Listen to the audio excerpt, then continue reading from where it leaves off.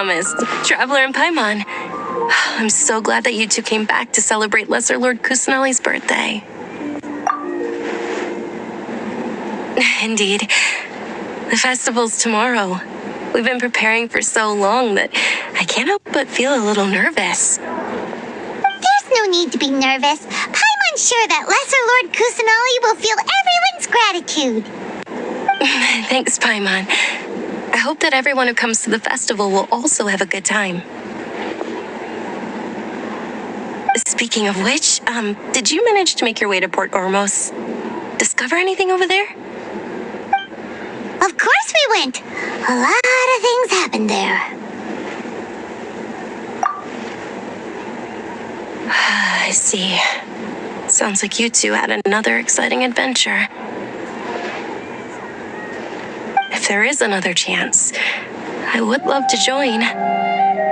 My lady, if you went to Port Ormos in your current state, we'd both be in for a lifetime of trouble. Eavesdropping! It's called covert protection. Keeping an ear out for what's going on around my employer is part of the job. It's all right, Dia. I merely said I would like to go. I know better than to think my body could handle it. The festival's tomorrow. I've been doing nothing but causing trouble for you. So, Dia, please take some time to relax. I'll be fine. Even when you put it that way, it still doesn't feel right. Don't worry, my guardian knight. Okay, fine, but only tonight. Tomorrow's a big day, and many no-good scumbags are gonna try to take advantage of that.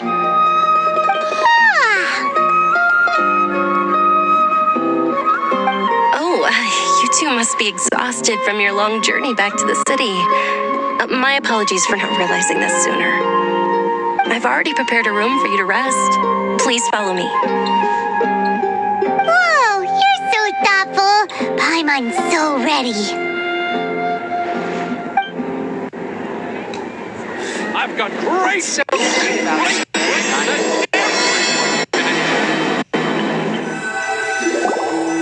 Here we are. It's also fairly close to where I've been staying. It looks really nice.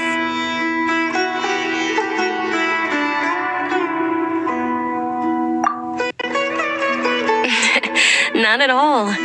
Just tell me more about your adventures when you next get the chance. That's Paimon's specialty. Paimon can tell you stories next time. Oh, if you don't mind, how about we all walk around together tomorrow? All of my friends will be working the festival, and Dia's still insisting on her covert protection. Yeah, it'll be pretty hard to relax and enjoy the festival if Dia's constantly hovering over you, right? Then let's meet at the nearby bazaar first thing tomorrow morning. Have a great night. It's a deal. Good night, Dunyarzad. I may be too excited to fall asleep tonight. See you tomorrow. Paimon's starting to really look forward to the Sub-Zero festival too. Will there be lots of yummy food? Oh, no. Thinking about food is just gonna keep Paimon up all night.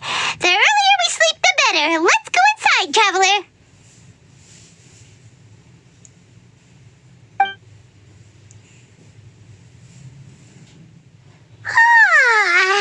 Did we oversleep? We should go meet Dunyarzad right away.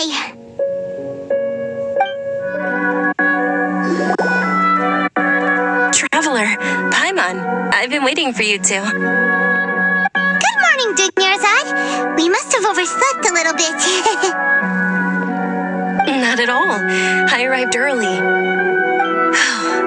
Today is finally here. I must cherish every moment as if it were gold. You've worked so hard for this day. You gotta enjoy it to the fullest. You know it. Oh, it's just that, as expected, I had some trouble falling asleep last night. I'm hoping my body won't be too much of an issue today. Well, shall we? Let's start with the stalls over there.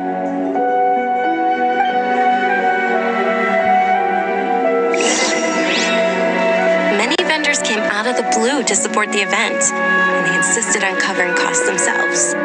Let's go give them some business. They pay for everything out of pocket?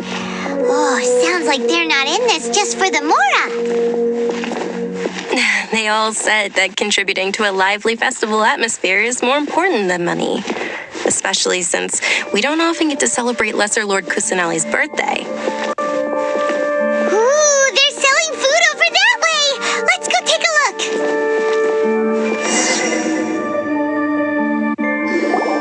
look. This is a stall offering foods from the Haftmewa feast.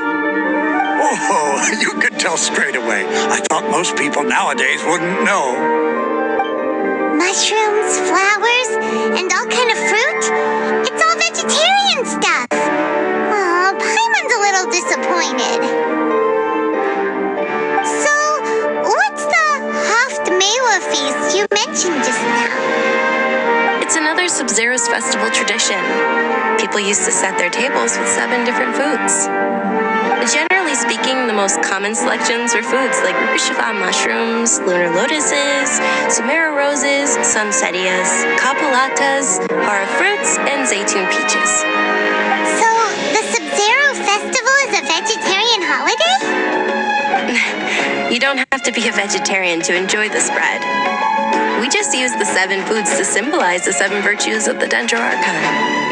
Wait, but if that's the case, if Sumero uses vegetarian food to represent the Dendro Archon, then wouldn't the Pyro Archon's festival be full of food like roasted fowl, juicy meatballs, grilled steak? Oh, Traveler, we have to go to Natlon as soon as possible. I hope your wish comes true one day, Paimon. Thanks. All right, how about we also check out some of these other stalls?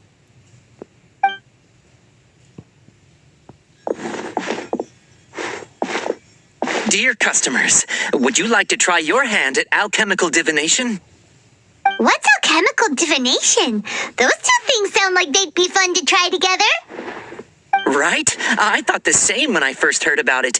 It is said to be a mysterious craft invented by none other than Lesser Lord Kusanali herself. So, how does it work? It's quite simple. After you give me any 2 alchemical reagents, I'll use them to perform a random transmutation. Sure sounds random. So random that it will probably fail. That is precisely what we need. After the transmutation fails, your one and only diviner here will interpret the remnants. Well, according to Lesser Lord Kusanali, everything is interconnected, and all that occurs can be traced back to fate. You could say this is a pearl of old wisdom. Why does everything sound so much more credible when Dunyarzad says it? Are you guys working together?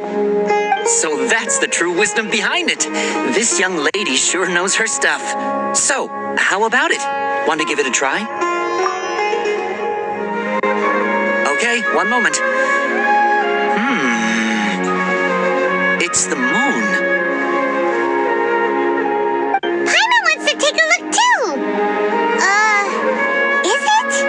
It looks more like a pie that Paimon bit into.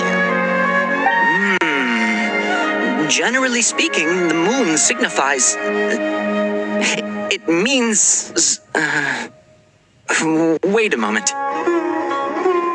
Is he really looking it up in a book? Oh, I remember now. It means illusions and lies. Illusions and lies? That sounds rather ominous. Yes, but this book says that if you trust your intuition and overcome your fears, the sun will surely rise. He's not even trying to hide his book anymore. Naturally, fate will only ever show you the beginning of a journey. It is up to you to forge your own ending. Oh, thank you so much. I'll keep that in mind.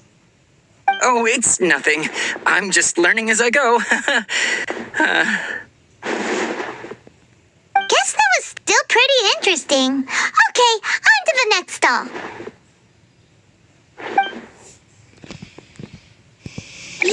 They say the Sub-Zero's festival was very lively a long, long time ago. Large flower carriages used to parade through the city. As they headed towards Port Ormos, people would throw flowers, candy, and liquor all along the way. Dunyarzad's eyes are sparkling right now. I wish I could have seen that spectacle. But if you ask me, I'm sure Nilu's dance of Sub-Zeros would be just as impressive.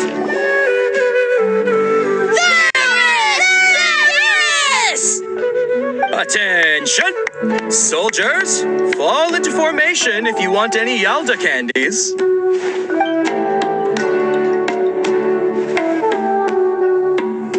It's a weird guy with a weird hat. Hey, it's Dunyarzad! Wow! Miss Dunyarzad, the children love you even more than the Yalda candies. In the few short days it took to prepare for the Sub-Zero's festival, the children have all grown very fond of you. The hallowed Knight of Flowers. It's an honor that you know my name. Attention! In the name of Ferris, the Knight of Flowers, I commend you on your contributions to the glorious Sub-Zero's festival. All right, little soldiers, take your Yalda candies and don't forget your loyalty to Lesser Lord Kusanali. Dismissed! Yes, Knight Ferris! Just what is going on here? Ferris, the Knight of Flowers, is another Sub-Zero's festival icon, and one immensely popular with children. In the past, the actor portraying Ferris would also sit on a flower carriage. It's all thanks to Miss Dunyarzad's sponsorship that the children can make such wonderful memories today. As are we to you, Vihar. Oh, not at all. Oh, speaking of tradition, do you want some Yalda candies? They're a festival staple, and I happen to have some boxes readied here. Take a look and pick whichever one you want. Whichever one, don't these boxes all look the same?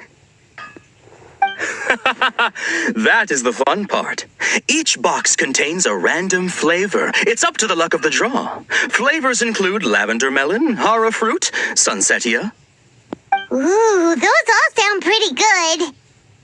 And there's also lizard tail and oni kabuto. Huh? What's up with those two flavors? Oni Kabuto is a little spicier than Lizard Tail. Dunyarzad, you tried them before? Traveler, help Paimon pick one. Paimon wants the Sunsetia flavor. It's all right. Paimon believes in you. I also believe in your intuition. Great. These boxes of candy are numbered 1 to 5 from left to right. Which one do you want?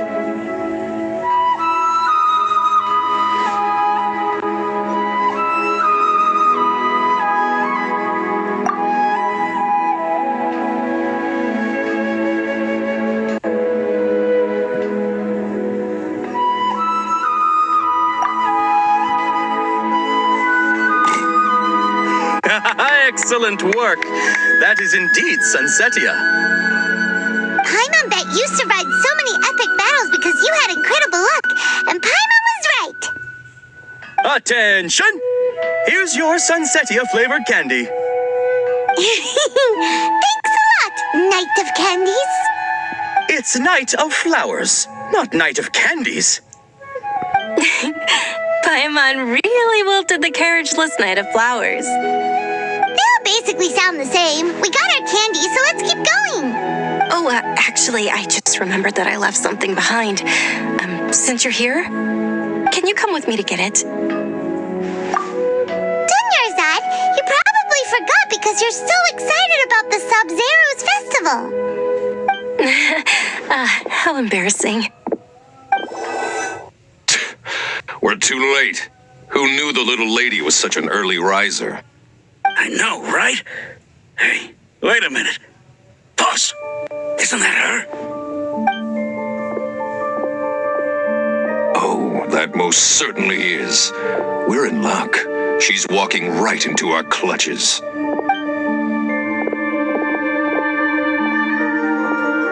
Eremites don't look like they're up to any good.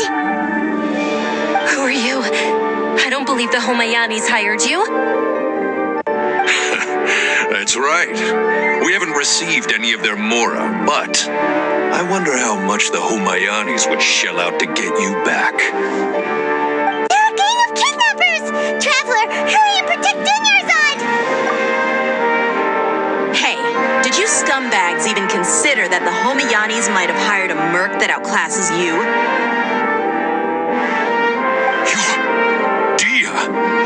Dia the Flame Mane. No wonder we mercs haven't heard anything about you for so long. You sold your unruly mane to the highest bidder. Don't speak so disrespectfully. My family started working with her as gratitude for her past kindness to us. Don't worry about it, my lady. Just some friendly banter between mercs. One punch and those rabid dogs will expose themselves for what they really are. Aren't your claws all dull by now? Don't get too cocky. Traveler, take Miss Dunyarzad to a safe location. No, we're gonna stay and help. There's too many of them. You're right. All right, fine. Please be careful, Dia. Don't waste your time worrying about me. This is my job. Look out for yourself. After I've wiped the floor with them, I'll go find you all.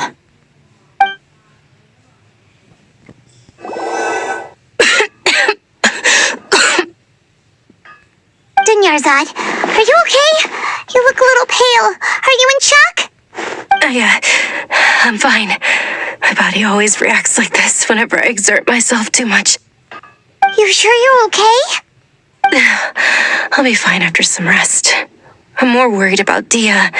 After all, none of this would have happened if I hadn't insisted on coming out today. Yeah, don't worry.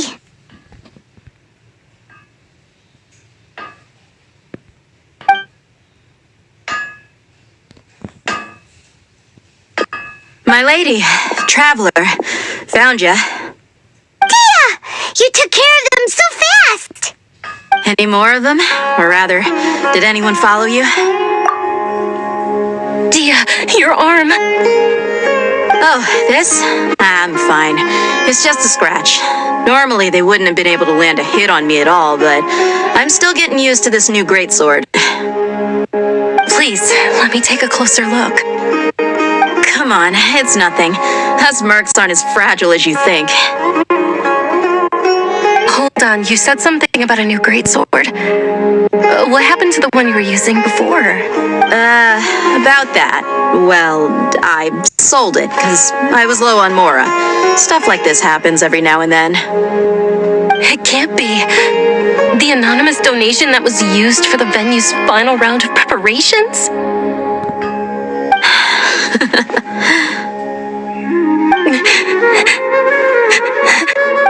Hey, Miss Dunyarzad, I wasn't trying to make you cry.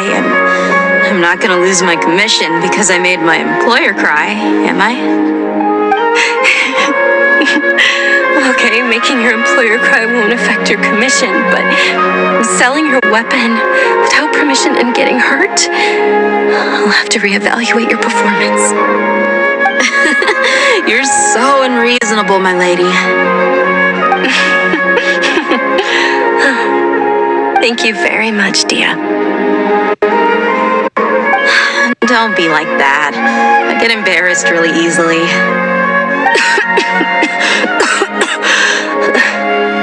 Are you feeling unwell again, Dunyarzad? My lady, your condition. Traveler, can you take her somewhere to rest? I'll look around the area to make sure we're safe from an ambush. Truly, I'm sorry for the trouble, everyone.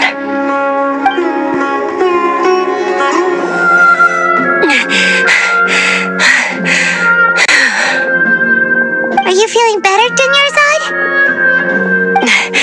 Yes, much better. Just give me a few moments and I'll be good to go. I didn't realize you were concerned about it. I guess I shouldn't continue to keep it a secret. I was actually born with Elazar. It's terminal now. Can't believe it's Elazar! Oh, you've already heard of Elazar. In that case, you probably know about its severity. Sumeru's current medical advancements still haven't been able to find a cure. The disease's progression can only be delayed through environmental therapy. Dunyarzad. There's no need to be sad. I've always lived with Elazar, and I came to terms with it a long time ago. Compared to the simple fact that I'm afflicted with this, its effects on my life have been much more painful. I know that my family loves me dearly. They've done all they can to provide the best environment for me so that I can live for that much longer. However, I know I will one day succumb to this. Did you know? Before I ran away from home this time, the world outside of my home didn't even know that I existed. Since I was a child, all I could do was sit on my bed and stare at everything outside of my window. I'm sure my family's worried and disappointed in me for running away, but I just didn't want to have any regrets. I wanted to meet other people. To me, there's nothing more beautiful than being able to meet and speak with others. Not to mention the incredible time spent preparing for the festival, the joy on everyone's faces here, and all the support I've received from friends like Dia. This way, when my final day does arrive, it will be less sorrowful. At the very least, many people will remember that I once existed in this world, right? As long as you don't forget Paimon, Paimon also won't forget about you. No, even if you forget Paimon, Paimon will still remember you. Thank you two so much. I apologize for the depressing conversation.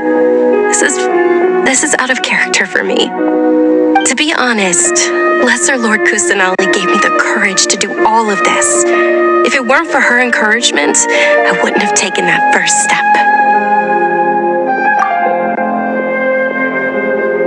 Thanks. There will always be frustrations in life, but I know that the point of living is not to leave behind any regrets.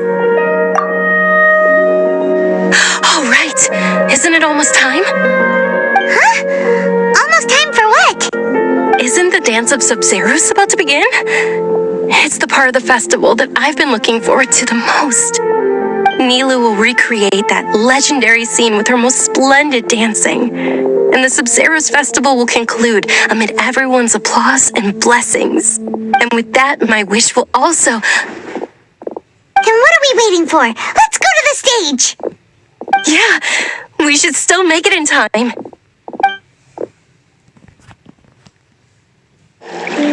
Were you not aware that the law prohibits this type of performance from taking place without prior permission? Over there! Someone's yelling at Nilu! I think I just saw the Academia's Grand Sage. Why is he here in person? But the Dance of Sub-Zeros is one of the key parts of the Sub-Zeros festival. If we can't perform it... The Sub-Zeros festival. The law also prohibits the private hosting of large-scale religious festivals. Only the Academia can host such an event. If you continue to resist, we will have to order an investigation into every single event organizer. The Grand Sage has already granted you much leniency. I advise that you exercise tact. How did things turn out like this? The Academia was originally responsible for the Sub-Zeros festival, but they failed this responsibility for many years. I need to speak with them.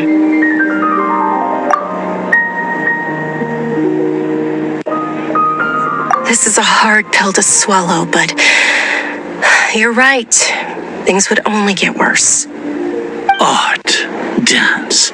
Aren't you ashamed of pursuing such frivolous and meaningless activities in this land of knowledge and reason? Our Archon created the utopia that is Sumeru City for all scholars who sought validity, verity, and truth, while people like you wish to defile it.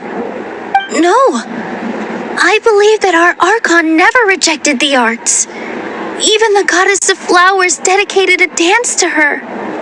With your lack of intellectual credentials, I do not believe you are qualified to debate with me. What you should be doing is finding workers to tear down this ridiculous eyesore. When we return, have the scribe draft an ordinance before the next Nyagarbha Day that prohibits public art performances. We will announce it to the public later via the Akasha. Understood. I will inform him when I return. The Sub-Zeru's festival. Go celebrate the birth of that god to your heart's content. Nilu, are you okay? Oh, Dunyarzad.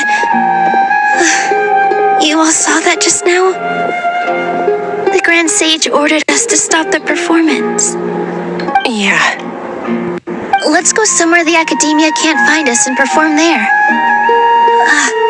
But how do we let everyone know?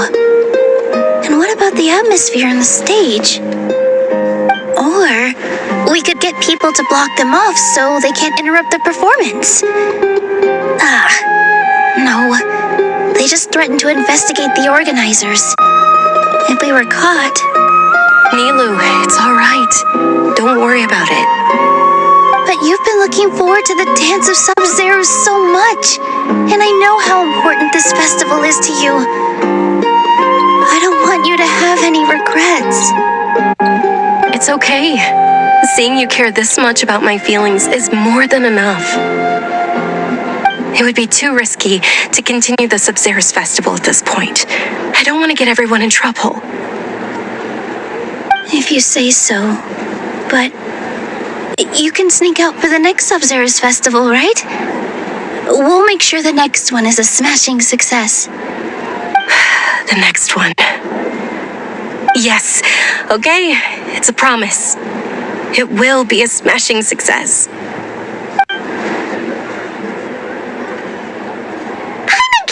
This is how things turned out. Those heartless geezers.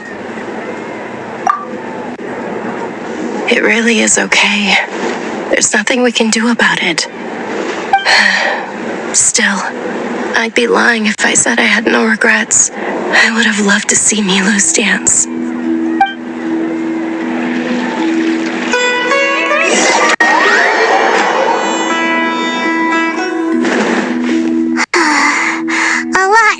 Today. It's a shame the festival ended the way it did. Nilu and Dunyarzad promised to make the next Sub-Zero's festival a success, but Dunyarzad is running out of time. Yeah.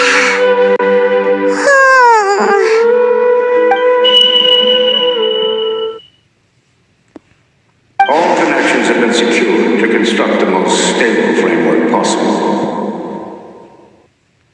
The project has entered its most critical phase. Power has begun to flow from...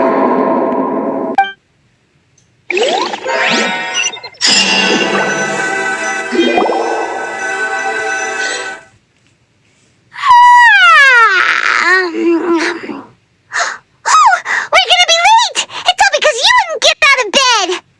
We should go meet Dunyarzad right away!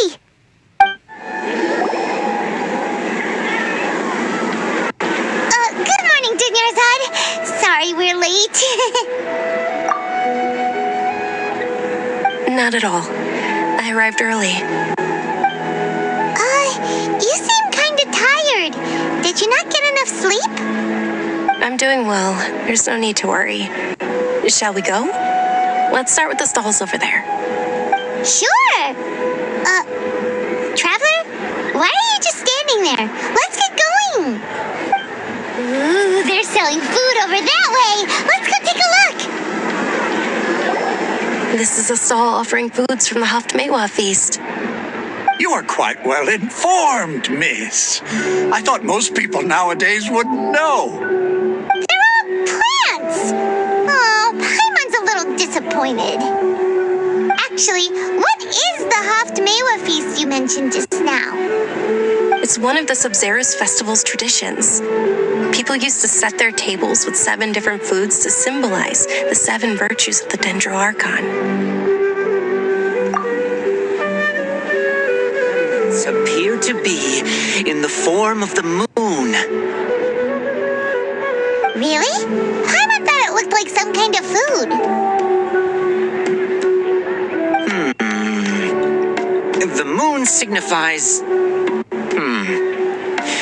It's escaping me for now. Wait a moment. Is he really looking it up in a book? Oh, right. It means illusions and lies. But if you trust your intuition and overcome your fears, the sun will surely rise. Understood. I'll keep that in mind. Oh, it's nothing. I'm just learning as I go. Guess that was still pretty interesting. Okay, on to the next stall.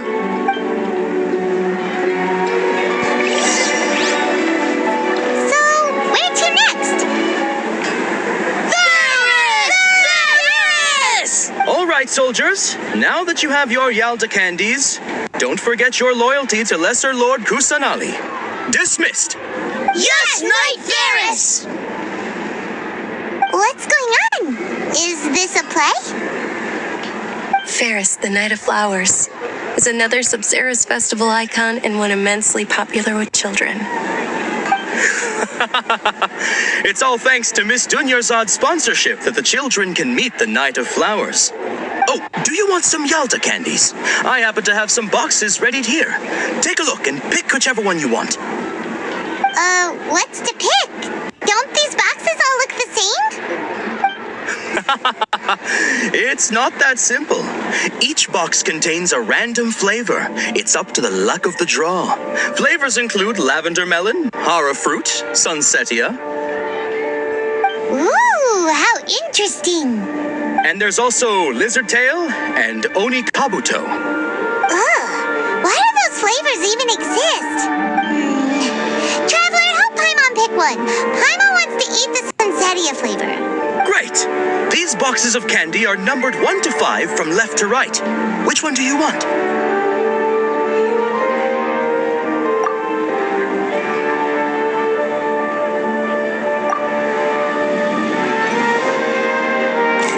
Ah, excellently chosen. Number 4 is indeed sunsetia. Paimon bet you had incredible luck, and Paimon was right.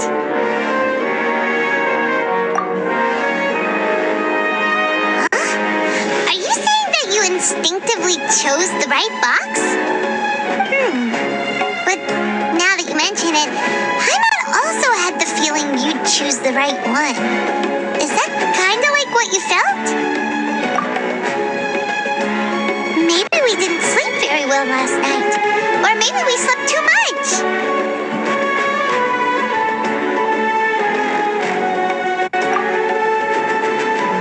Oh, sure. Huh? Where are you going? You're just gonna walk off like that? A feeling of deja vu? Oh, Paimon knows what that is. It's when you feel like you've already experienced whatever is going on. In that case, Paimon also felt something like that today. But that's just our brains playing tricks on us, isn't it? So why'd you run here in such a hurry?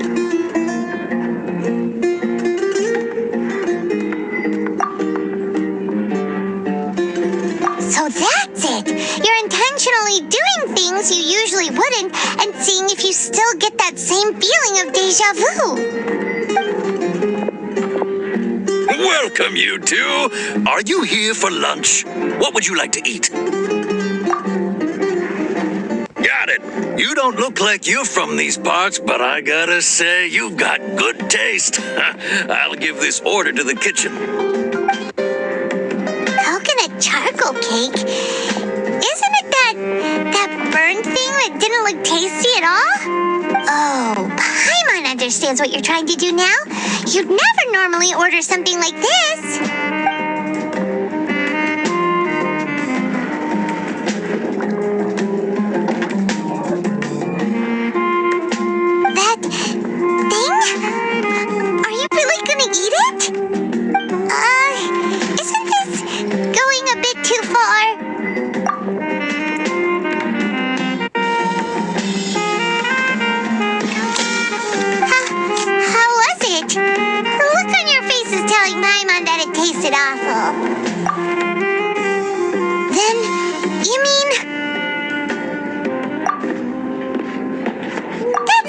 impossible? We were just talking about how gross it looked.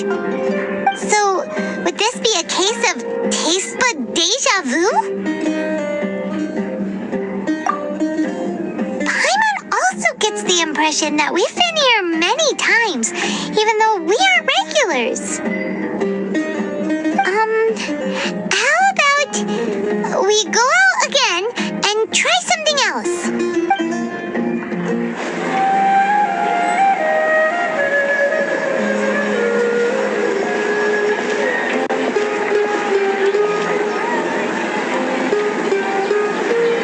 Hey, Dinyarzad is sitting by yourself on that bench over there.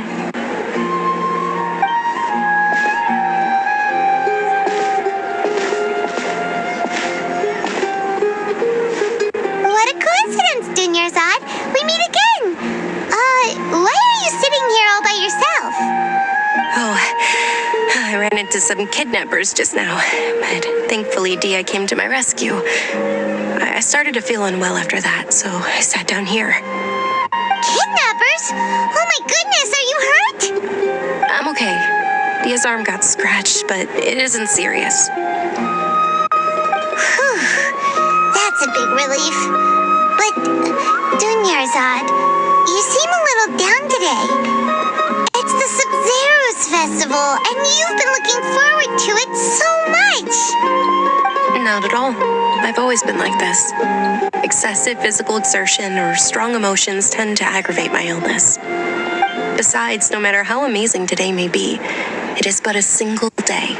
After however many more days, my time will come to an end. Paimon doesn't quite follow you, and Paimon feels like something's really got you down right now.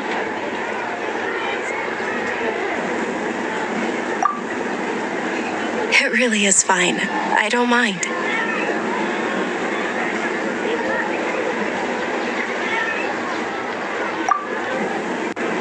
Huh? Did something happen? Dinyarzad, have you ever felt deja vu? You know, like when you've already experienced something that's happening right now? Deja vu? No. But my days have been the same for years now. Even if I were feeling deja vu, I suppose I would already be used to it. Oh, Paimon sees. Then, is it only the two of us? It's almost time. Huh? Time for what? Nilou's Dance of Sub-Zeros is about to begin. Let's go.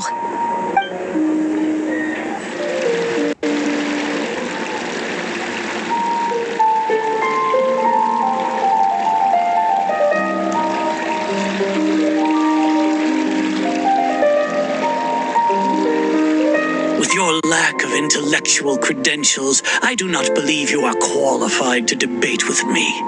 What you should be doing is finding workers to tear down this ridiculous eyesore. When we return, have the scribe draft an ordinance before the next Nyargarbaha Day that prohibits public art performances. We will publicly announce it later through the Akasha. Understood. I will inform him when I return. The Sub-Zero's festival. Go celebrate the birth of that god to your heart's content.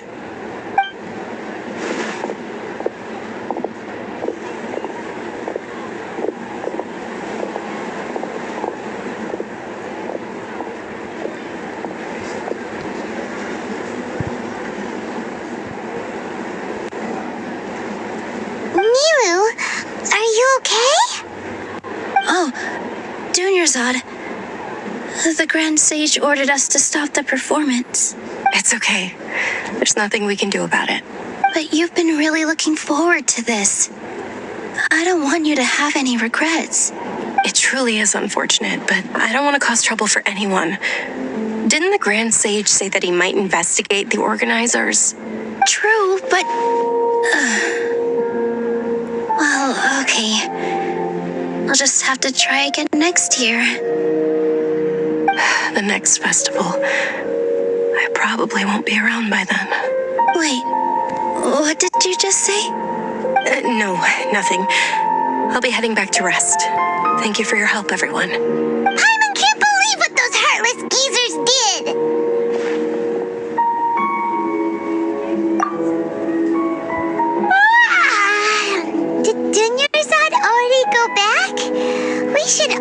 return and get some sleep.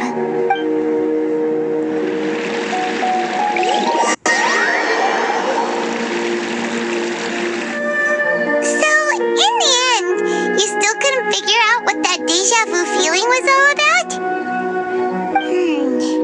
Maybe it really was because of exhaustion.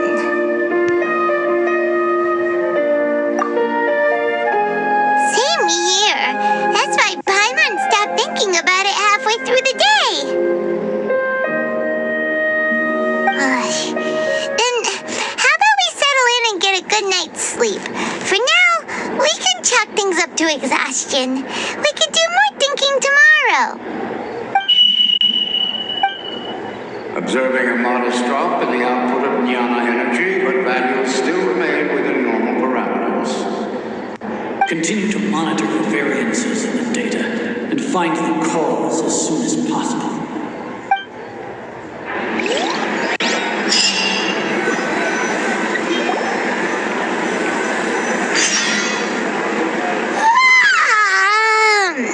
Why does Paimon feel so tired after so much sleep? Anyway, we should go meet Dunyarzad right away.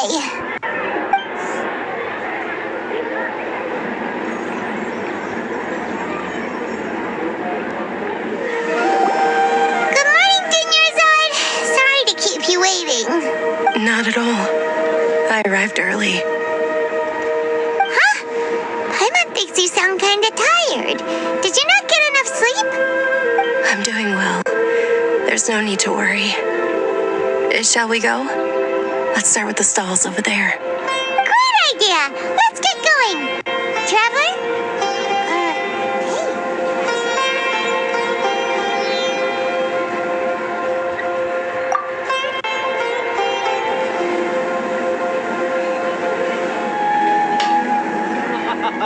It's all thanks to Miss Dunyarzad's sponsorship that the children can enjoy the Sub-Zero's festival.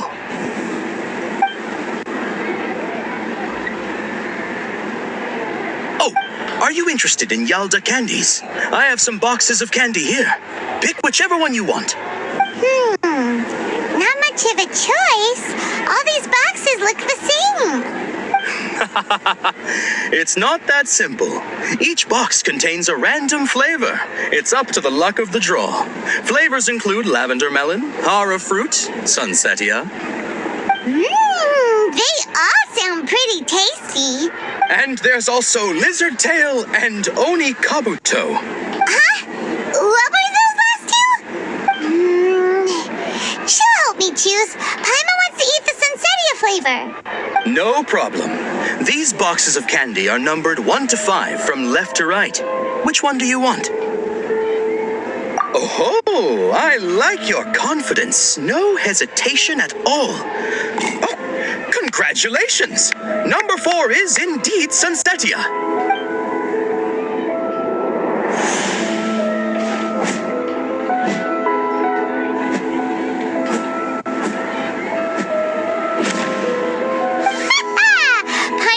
She always had incredible luck.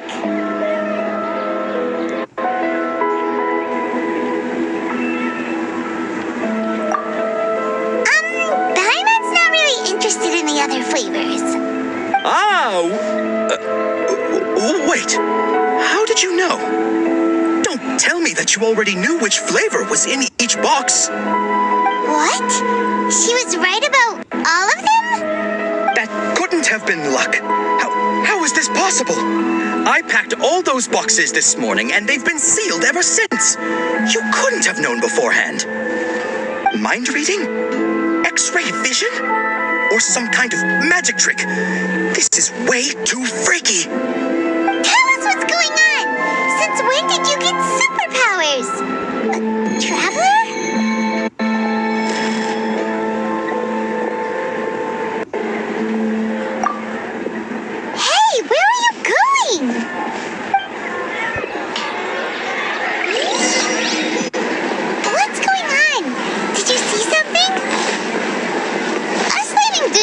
Without letting her know is kind of rude, you know.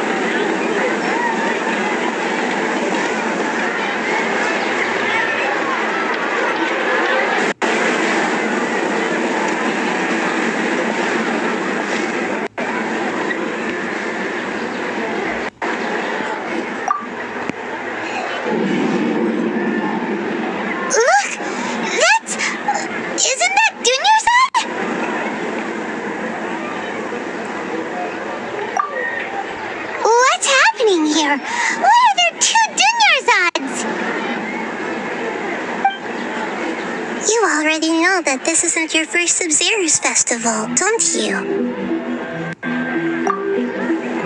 I'm sure you already know how to use this. A knowledge capsule? Where did you get it? What's inside? You should use it too, Paimon. You know Paimon? Well, this seems kinda sketchy, but Paimon feels like this is what we should do.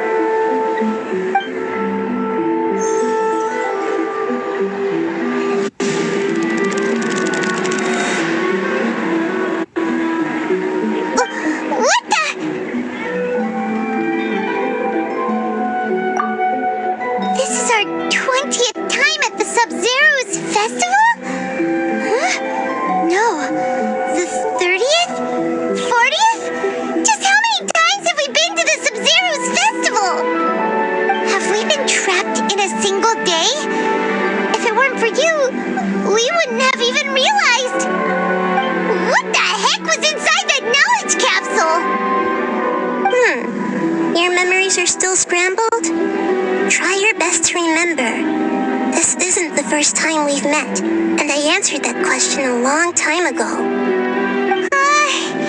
Let Paimon think.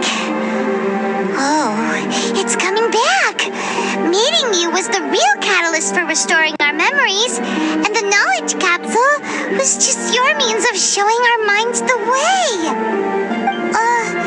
What about everyone else? Why are you only helping the two of us?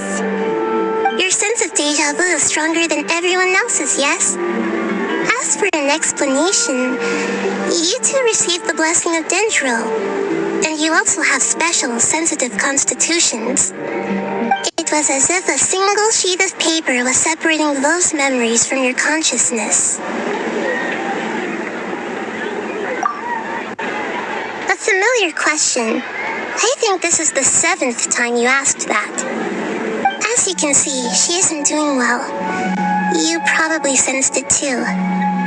The Dunyarzad you were just with is different from the first Dunyarzad you met. That first Dunyarzad is in front of you right now, and she doesn't have a lot of time left.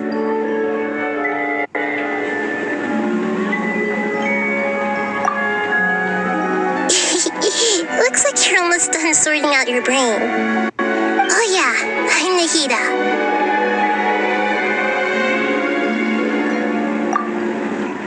Good, you passed the test. What's happening? You can awaken our memories, and you seem like you know what's going on. Oh, wait, please don't tell Paimon even you don't know. Everything in this world runs in a loop. This cycle is called the samsara. You, me, and everyone else are all stuck inside the one-day samsara. As for the truth, that's on you to find out. If you were told the truth instead of discovering it yourselves, it would literally blow your minds. I don't know how you'd be after that. I can only give you surface-level help, like bits of information and subtle hints. For the rest of the time, I'll be doing all I can to slow down Dunyarzad's illness. She looks like she isn't doing well at all. Her illness gets worse after each Sub-Zero's festival. If we can break out of the samsara, I might be able to save her. But as things are right now, she's just a small bird in the sky that's about to lose its last feathers. All I can do is raise a gale to delay her fall. You sure love to use weird analogies. Analogies are wonderful tools. They let you use existing knowledge to understand unfamiliar things. Okay, so, with what you know so far, what do you think the truth is?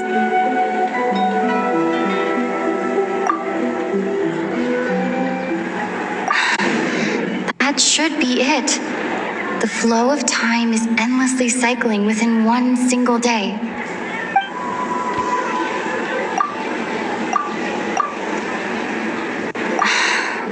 That doesn't sound right. I need to carefully think things through.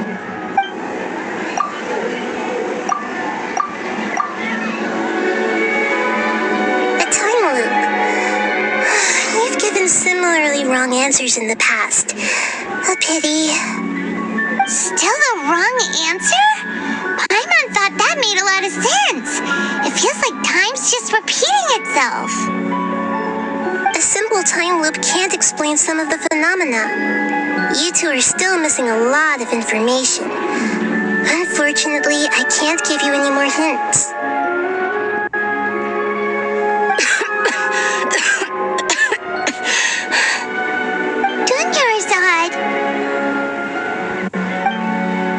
The Sub-Zero's festival is happening every day, but that doesn't mean we can waste an infinite amount of them. Hurry and find the truth before today's festival ends.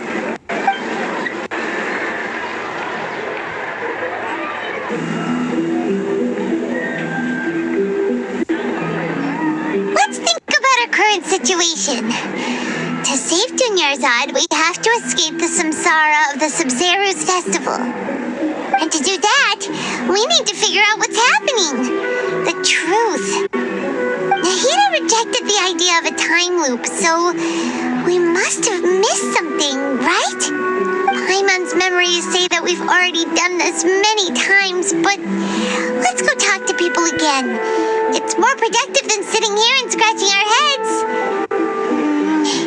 Why don't we start with those stall owners? Hey there! Hey, it's you guys again. Where's your cultured friend? She's feeling a little unwell. I see. Did you come back to buy something? I guarantee the freshness of my products. I harvested them from the forest just yesterday. Huh? What brought this about? I hurried back from the forest yesterday, and I'm selling produce here today. I haven't felt anything strange. To put it another way, if you really think about it, was yesterday truly yesterday? Did you actually come back from the forest yesterday? What kind of philosophical nonsense is this? Are you two daydreaming? Didn't you know that no one dreams in Sumeru? Go somewhere else if you want to find someone to daydream with. He actually has a point. Is this a dream? Is everyone dreaming? True. It's so weird that people here don't dream. Why is that? Anyway, if this all really were just a dream, we would have woken up a long time ago. Let's keep asking around. Oh, it's you two. Was my divination so accurate that you felt compelled to compliment me in person? Ooh, I knew it! I told you, the god's divination is highly accurate. You just hadn't fully understood its significance yet. You're really excited about this, huh? That's exactly why we came back. Help us better understand it. Help you better understand it? Well, that isn't exactly what I excel at. So, you're admitting that you don't have a clue? Anyway, what kind of situation did you get into?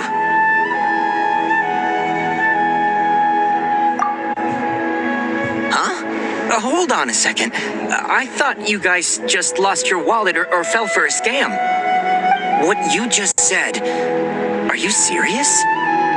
Does that kind of thing actually happen in real life? Paimon knew you weren't going to believe it. Marvelous. Truly marvelous. I believe you. Recall the interpretation of your divination. The moon, illusions, and lies. It really felt like an omen. When you say it like that, the divination does sound like it's related to what's going on.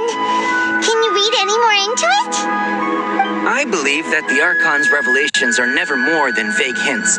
Anything more specific is beyond the reach of mere mortals.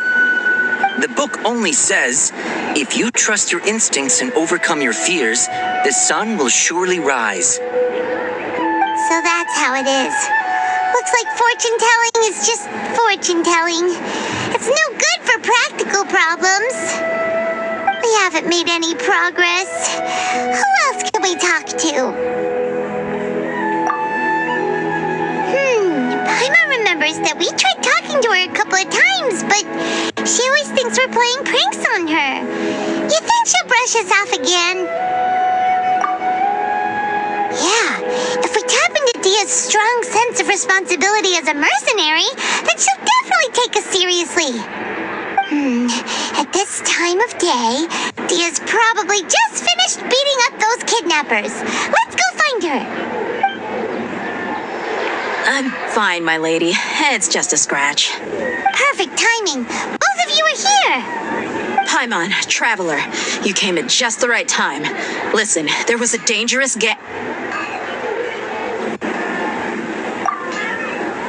Huh? You saw? Then why didn't you jump in earlier? If someone was protecting Miss Dunyarzad, I could have went all out. Anyway, can you do something for me? You want the Traveler to take Dunyarzad somewhere to rest up while you check to see if there's still any kidnappers around. Did Paimon get that right? How did you know what I was going to say? We need to say something convincing. Dia sold her greatsword to raise additional funds. And then she was injured because she wasn't used to her new weapon. Tell her, Traveler!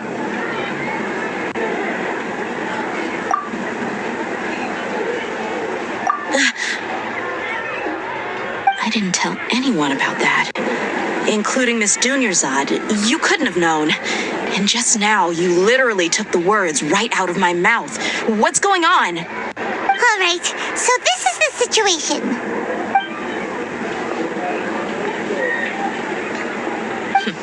It's kind of hard to believe what you just told me. First, let me make something clear.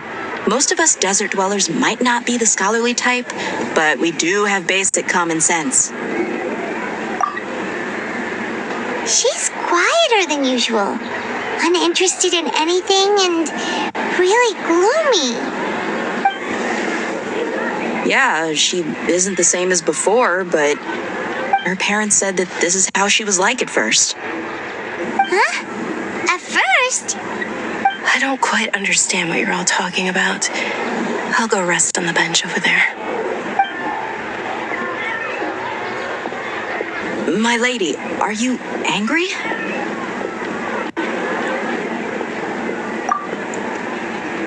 All right, I'll give you the benefit of the doubt since you knew about my greatsword.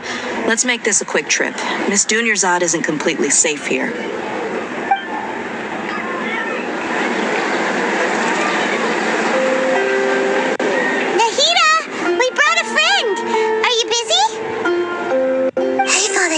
That it won't help to bring anyone here. We just wanted her to see the real Dunyarzad's condition. The real Dunyarzad? Where and who are you talking to? Huh? I told you that you two are special. Other people can't see me or Miss Dunyarzad here.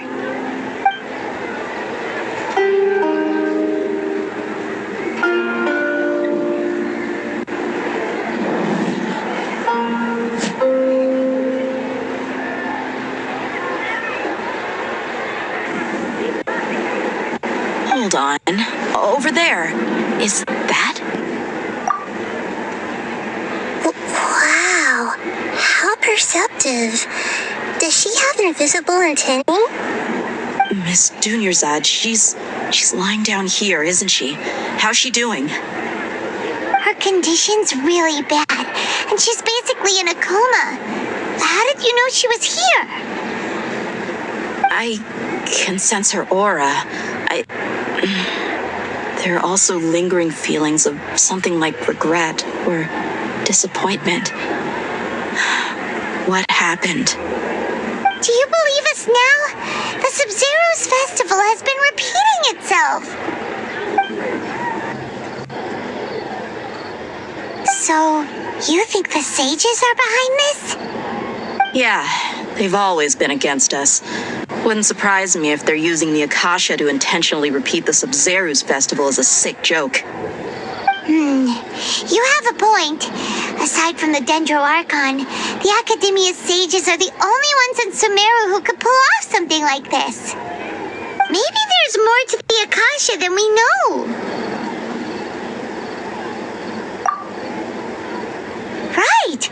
Didn't you awaken our memories using something that looked like a knowledge capsule? That means you must know something about the Akasha! The Akasha relies on the power of a gnosis to operate, as it is the manifestation of the God of Wisdom's power. It compiles the wisdom of the entire populace, and it grants knowledge to the people. A gnosis can do that? No wonder the Akasha is so magical.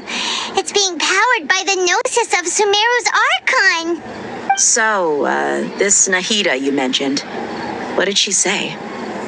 She said, and Paimon quotes, "The Akasha relies on the power of a gnosis to operate, as it is the manifestation of the God of Wisdom's power. It compiles the wisdom of the entire populace and it grants knowledge to the people." Compiles the wisdom of the entire populace and grants knowledge to the people. Wait. I get the grants knowledge part.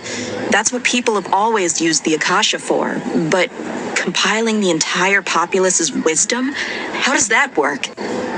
Did she mean that the sages enter new knowledge into the Akasha?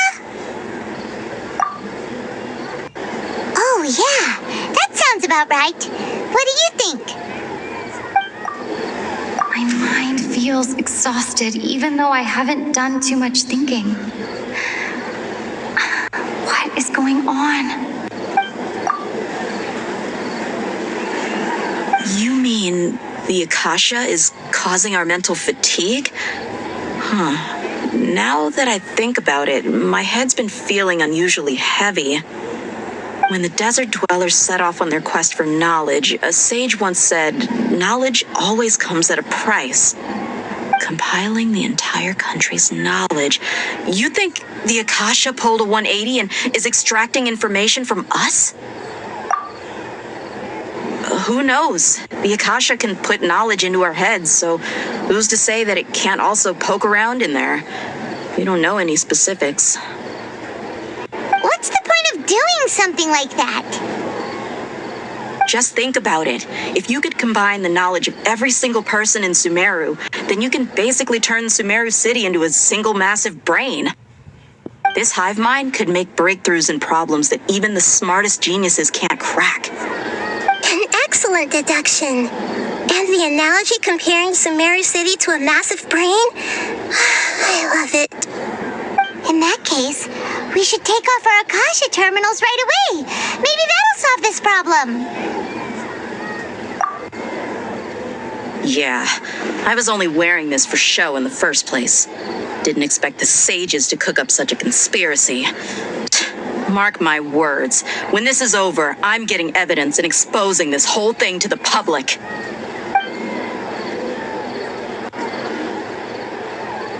How does everyone feel? Huh? What is it?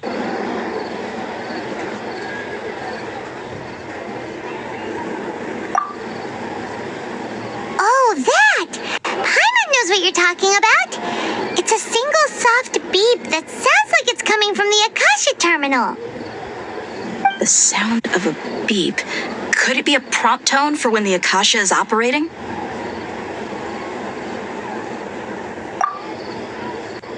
That's probably an important clue.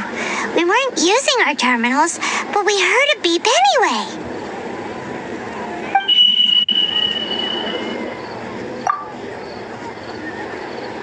Traveler, did you hear that? I heard it too. Our ears aren't messing with us. There was definitely a beep, but it sounded like it was coming from inside my head. We took off our Akasha terminals.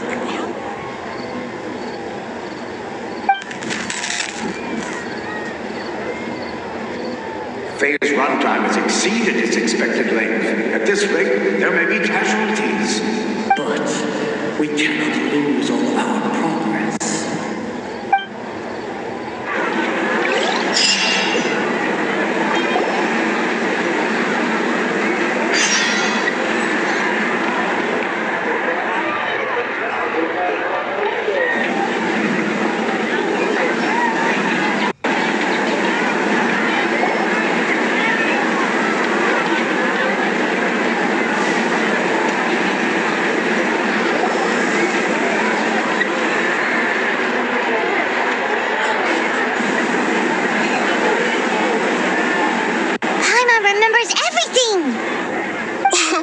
Good.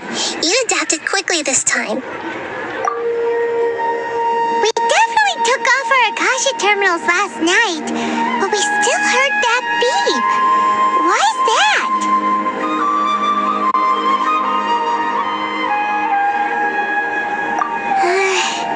But now we can at least confirm one thing.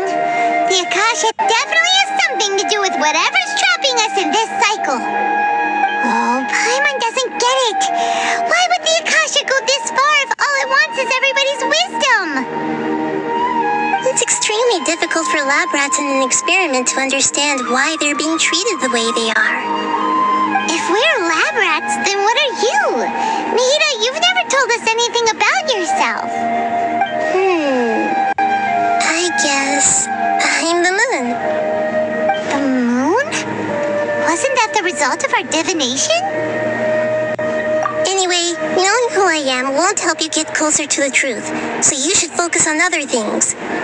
Don't get distracted and miss any clues. Okay then. Dia helped us a lot yesterday, so let's go find her. If Paimon's reading the time correctly, those kidnappers should be showing up soon.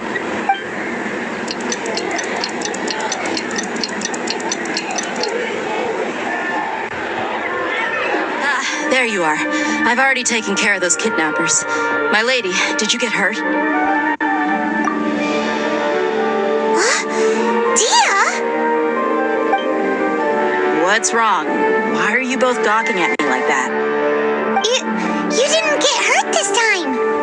Huh? What do you mean this time? Why are you so surprised that I managed to get out unscathed? Those kids were amateurs.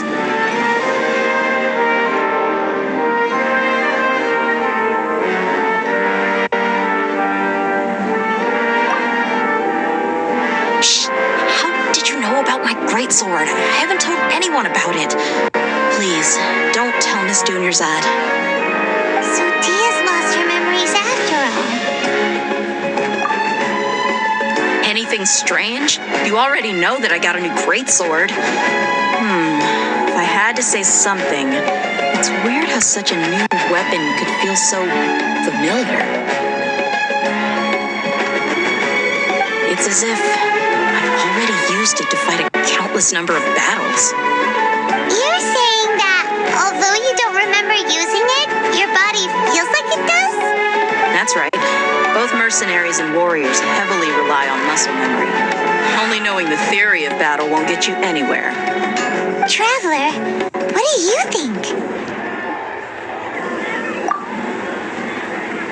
Yeah, Paimon's feeling really hopeful.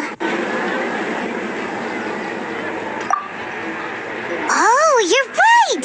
Earlier in the Samsara, something like this would have never happened. I have no clue what you two are talking about, but it's still dangerous here, so... So you want us to take Dunyarzad somewhere else to rest while you check if there are still more kidnappers around, right? How did you know what I was gonna say? Can you read minds? Forget it. Go and do your thing.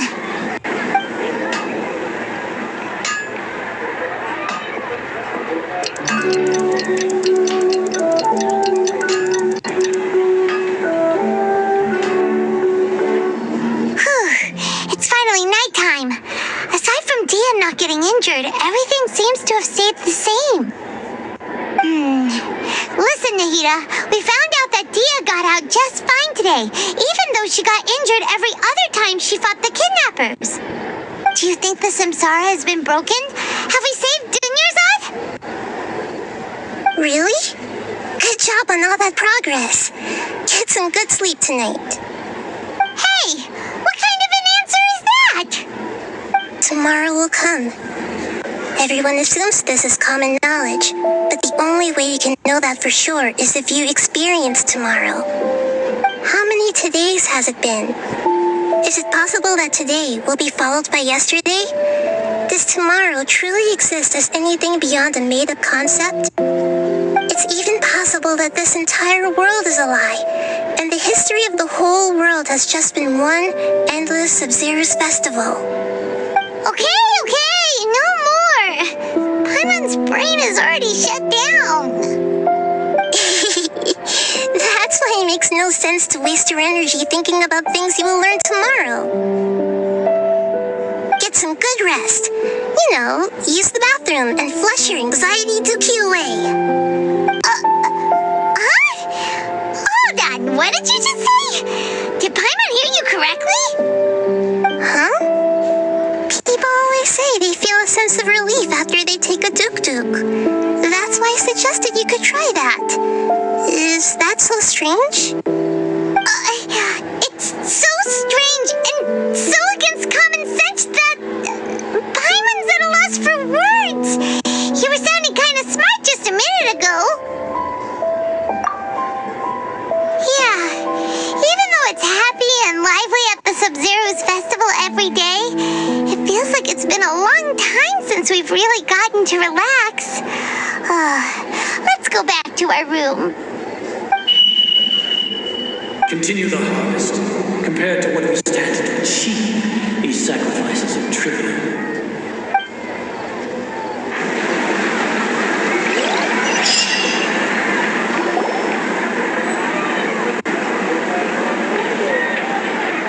We're still in the same day. Nahida, you already knew last night that we didn't break out of the Samsara? Why did you tell us? Would there have been a point? You would have spent the night with new worries, with tomorrow still out of reach. In that case, you might as well rest within that brief moment of hope. An opportunity like that doesn't come by often, and I thought it might help you clear your minds. Paimon's at the duk-duk did that! Whatever. Guess you were looking out for us after all. Of course. In the time we've been together, you two have been everything to me. Paimon's flattered and everything, but maybe you're taking things a little fast. What I mean is, even though I had asked you to solve this puzzle, you two are still the only ones who can see me and sense my presence. In other words, if you weren't here, I may as well not exist. That's why you two have been everything to me. Get it? Nahida's talking about confusing stuff again. Anyway, that's enough chit-chat. So, Traveler, did the new clues yesterday help you gain a new understanding of the situation? Huh? Why are you scrapping your previous theory? Oh, yeah! You're right! Gosh, how did we not notice that? In a simple time loop, people's physical conditions should also reset. So, what's your new hypothesis? If all our memories of a day are erased at the end of that day, then we would unwittingly relive that same day again and again.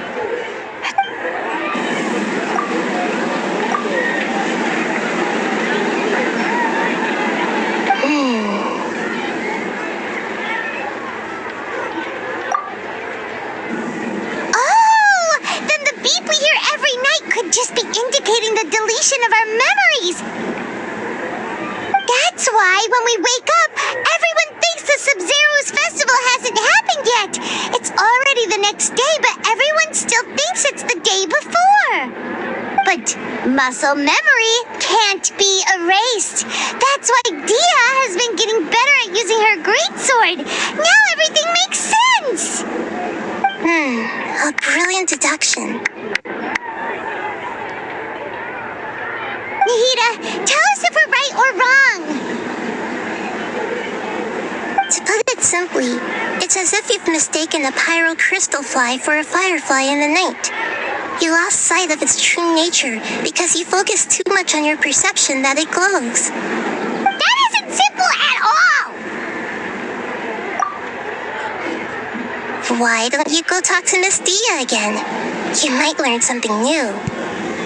Right! She did help us find our latest clue after all. Let's go! There you are.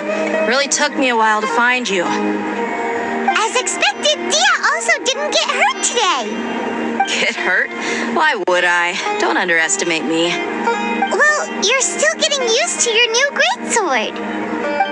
Truth be told, I also think it's pretty strange. It just suddenly felt so familiar in my hands and...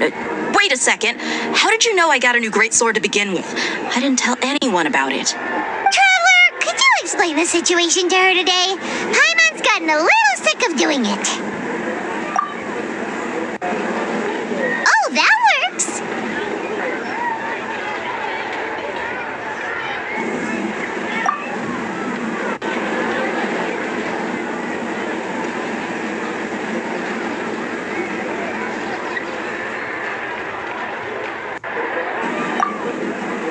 What happened to you guys while I was gone?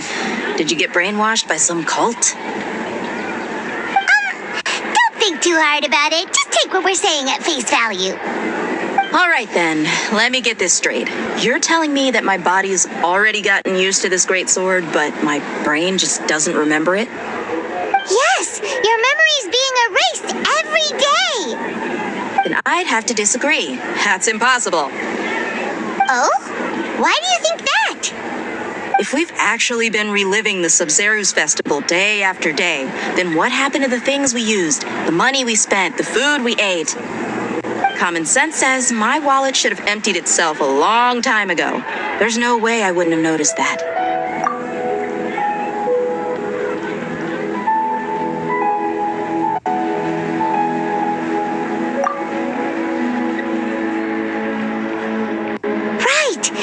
Use the Akasha to record what everyone did that day, and then use the city's resources to replenish everything. It's not very likely, but it's also not impossible. No, it is impossible. I've got proof. You have proof? Where? You two are surprisingly serious about this nonsensical discussion. Fine, I'll play along for a little longer. Come with me, Miss Dunyarzad. Please come along as well. I still can't guarantee that this area is safe.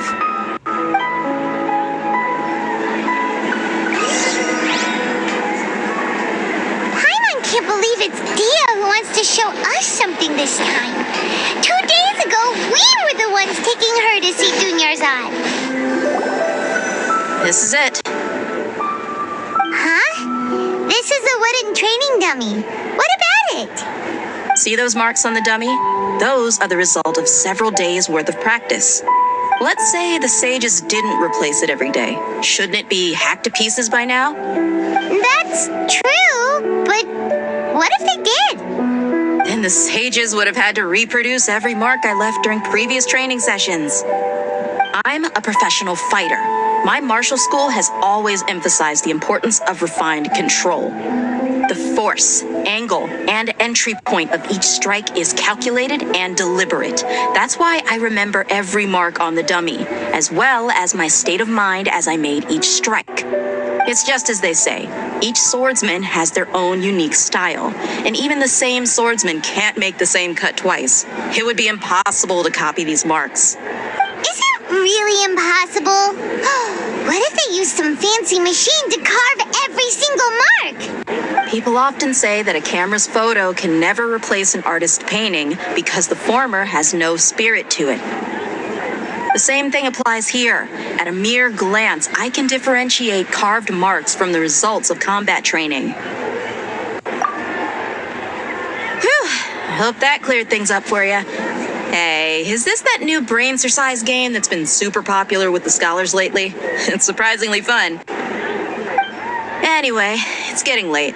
I should escort Miss Dunyarzad to Nilu's stage. See you later. Well, back to square one. Is our memory deletion theory also wrong? But at least we've reached some other conclusions in the meantime. Yep, that's true. So, can we think of any new ideas right now? Strange? Paimon feels like everything's been strange lately. Huh? Leaving the city? You're right! It's really strange how we never thought of such a simple solution! Many things should become clear if we can confirm the flow of time outside of the city. Paimon can't believe it! Did we miss this because we're tunnel visioning too hard on our other theories? Or because we're just too tired? How about we go back and ask Nahida? Maybe we've forgotten something about leaving the city.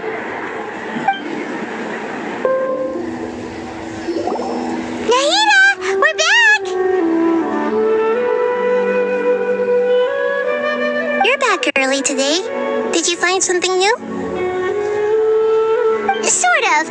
We're mostly sure now that we're not in a time loop. And we also aren't in the real world. But at the same time, we have a new question.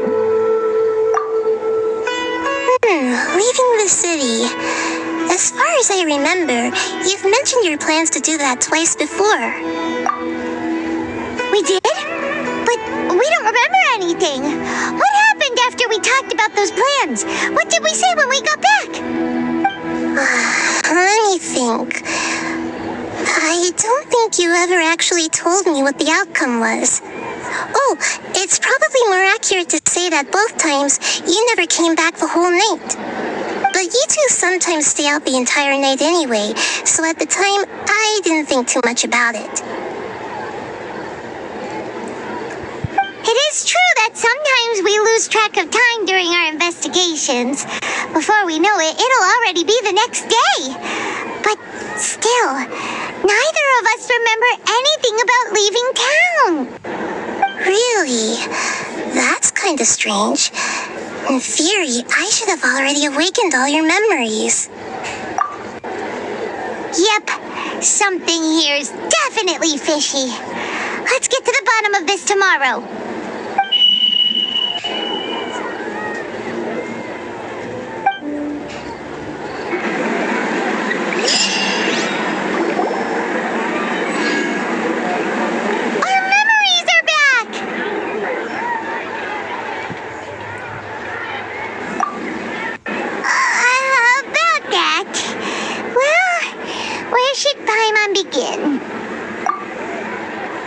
Traveler, aside from your memories that were just restored, I have another message for you.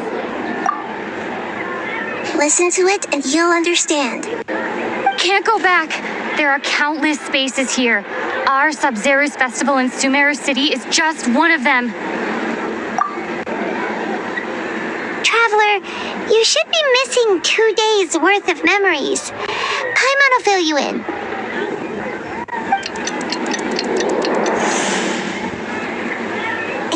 Carry out our plan from yesterday. Okay, let's go.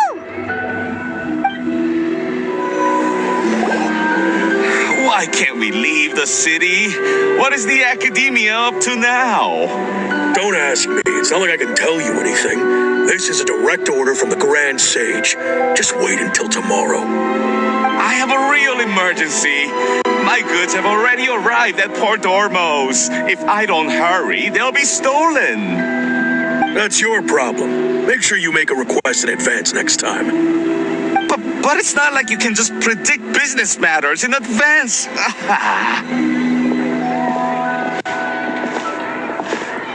It looks like the Academia already announced a lockdown for Sumeru City today. How completely unsurprising. Let's go and question them. closer. Why can't we leave the city today? Here we go again. Don't ask me, I don't know either. We just received an order that no one is allowed to enter or exit Sumeru today. They didn't tell us anything else. Angering me won't get you anywhere. If I had that kind of insider info, I would have left this stupid post long ago.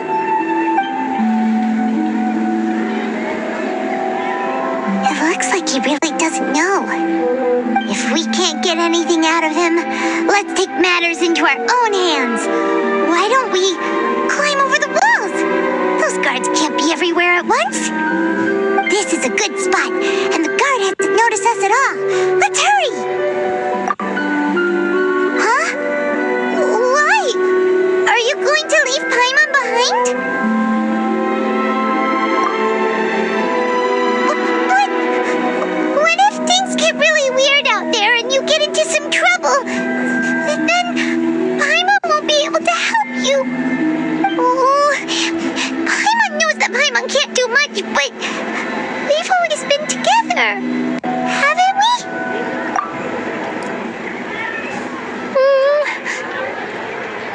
Okay. Paimon will wait for you. Promise Paimon that you'll come back as soon as possible. Just a quick look. And please, be careful.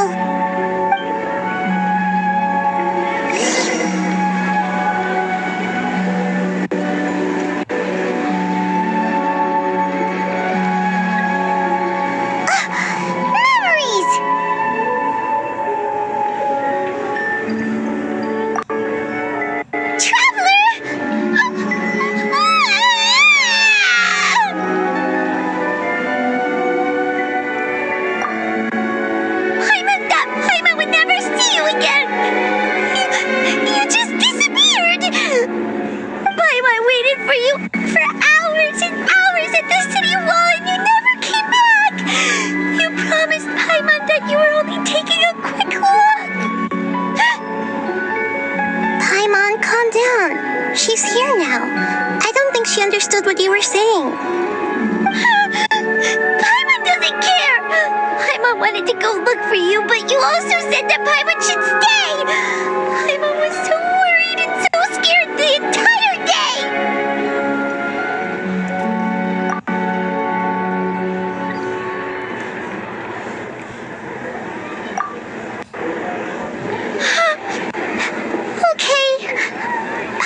Forgive you.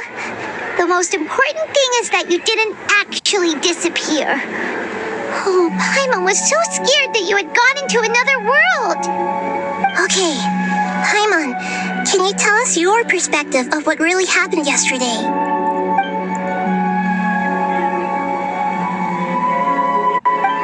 I see. Using two people's different perspectives. After that, you left the city. Paimon kept her eyes on you the whole time, but then you disappeared in an instant.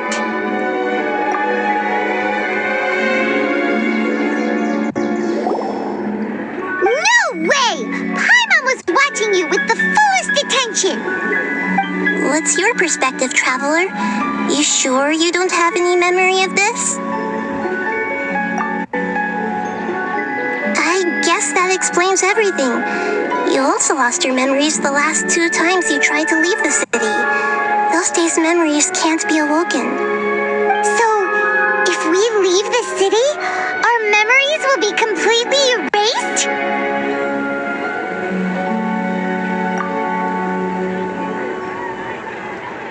It really sounds like something big outside of the city is being hidden on purpose. But this way, we'll also never discover what's outside. Something like a message? But how can we send it back? Don't look at me like that. I'm not used to being stared at.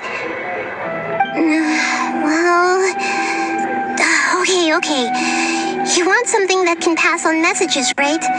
Give me some time and take care of Dunyar's out for me. Yep, now we're talking.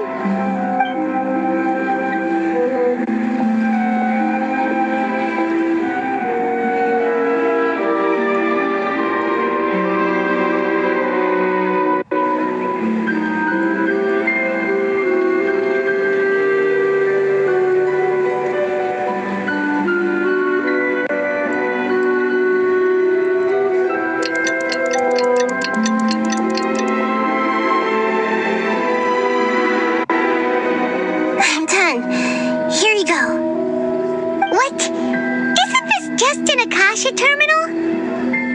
You made some little changes. Akasha terminals are already capable of sending messages. I just tweaked it so that it could connect to any node. To make something like this? Nahida, you really know the Akasha like the back of your hand. Anyway, we can use this now to record a message, right? Yep. I'll help you save the messages. It should be pretty easy to use. I just can't guarantee the user's status and signal coverage when they're outside the city. We'll never know until we try. At least we're taking the initiative now. Let's go then. Let's expose those sages. All right. Paimon isn't as worried about being separated since it happened once yesterday. But Paimon still isn't happy about it. Okay, see you tomorrow, Traveler.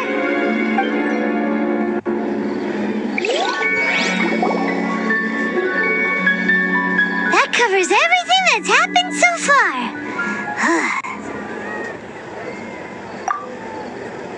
Yes, although the signal was choppy and had some interference, we still managed to receive 2 messages from you when you were outside.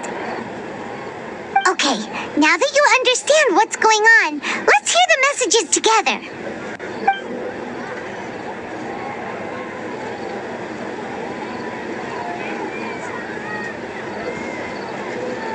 Can't go back. There are countless spaces here. Our Sub-Zero's festival in Sumeru City is just one of them. I've entered another space. Before me are flowing sandstone and howling fish. Impossible and surreal sights. All these spaces are empty, except for the occasional ones that contain mute puppets rather than people. I can't sense any human presence.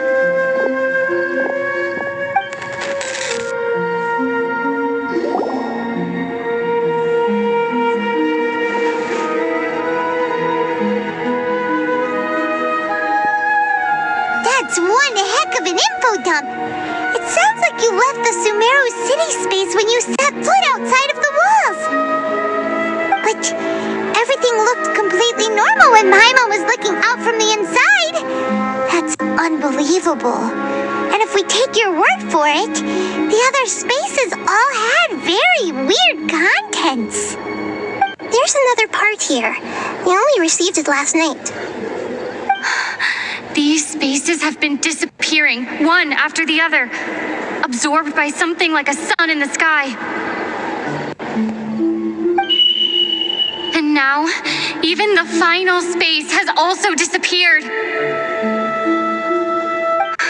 Behind me, a lot of spaces just appeared again from thin air. I get it now. Those spaces are actually...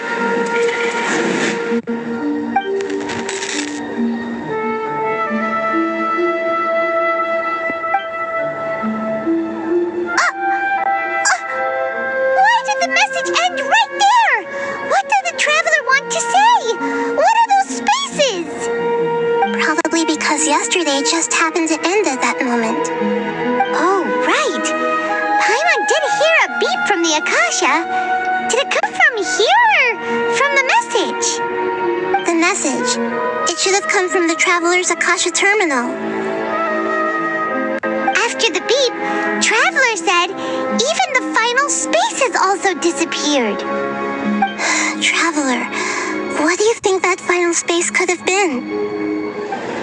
My impression is that each day in this samsara only ends at the sound of that beep from the Akasha.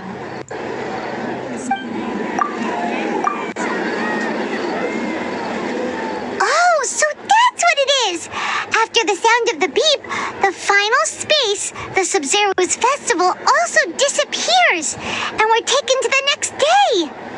Later on, Traveler also mentioned a bunch of new spaces materializing behind them. Do lots of new spaces appear every day? Paimon's head is spinning. Just what are these spaces anyhow? Well, consider this. For all the horrors of the Archon War, at at its heart, it was just a game where a bunch of gods fought over 7 seats. So no matter how strange or spooky things may look on the surface, maybe all they point to in the end is a small and simple secret. Wow, the Archon War, huh? That's an analogy and a half.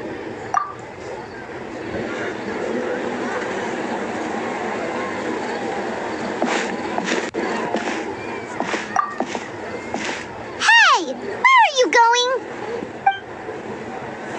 Do you want some alone time to think?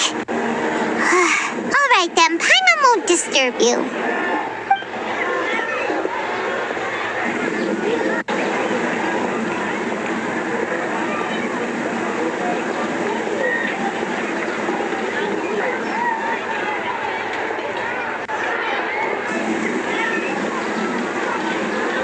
The dance of Sub-Zeros is about to begin. I'm going to go watch it. Okay. Why don't you go ahead, Dunyarzad? We still have some other stuff to do first. Okay then. See you later. Have you figured it out yet, Traveler? Time is ticking away. Awesome! What is it? Paimon wants to know. Oh, wait, no. Let's meet up with Nahida first. You can tell us both together. This time, we're gonna get to the truth. You're back. I've been waiting forever for you two. Judging by the looks on your faces, are you ready to take your Sub-Zero's exam and graduate from the festival? Okay, first off, have you discovered the hidden truth? We are all in a dream. It isn't that the people of Sumeru don't dream. Rather, the Akasha is taking their dreams from them. People in Sumeru think they don't dream, but the truth is the Akasha steals their dreams without them knowing it. And those spaces with no human presence are stolen dreams without their host. That would explain why they sounded so weird when she was trying to describe them. Huh. So people in Sumeru do dream after all. In fact, we're all in one big dream together right now. Correct answer. Now, how did you conclude that the Akasha is capable of this?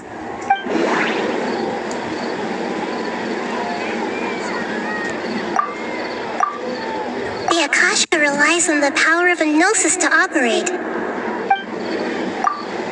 It is the manifestation of the God of Wisdom's power.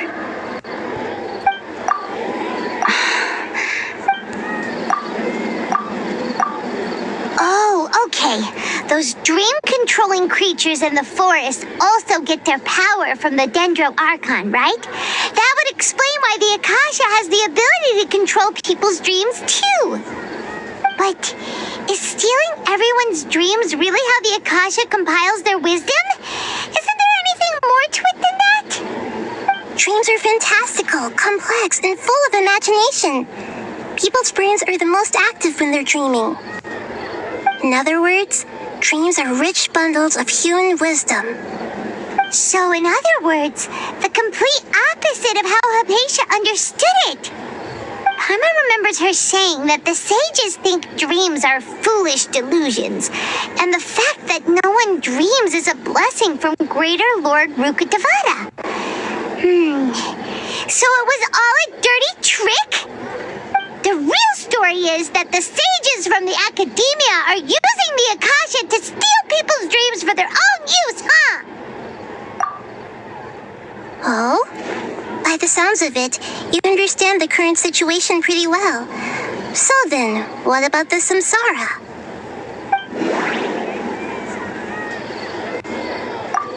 Grand Sage said, go celebrate the birth of that god to your heart's content.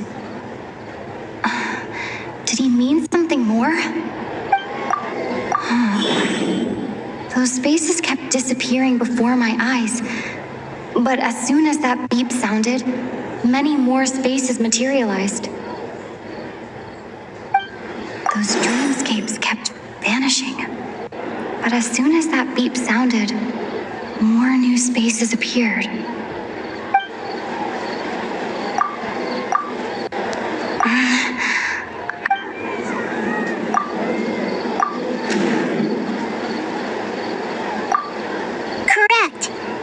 Akasha is keeping each person's brain in a constant dream state, but also separating their consciousness from their own dream. Their disembodied consciousness is placed inside the collective dream of the Sub-Zero's festival along with everyone else's, while their now vacant dreams are harvested by the Akasha. No one is any the wiser as another day passes in the dream, and so begins another samsara cycle. People wake up to yet another dream about the Sub-Zero's festival. The dreams that belong to them are once again harvested by the Akasha, and so it continues. So, this is like a dream factory, and the Akasha is a dream harvesting machine. Did Paimon get that analogy right? Very good, Paimon. Using analogies well is an excellent habit to get into. Okay, so that beep we keep hearing is actually from our real-life Akasha terminals. Taking off our terminals in this dream doesn't do anything. All right, last question. Who am I?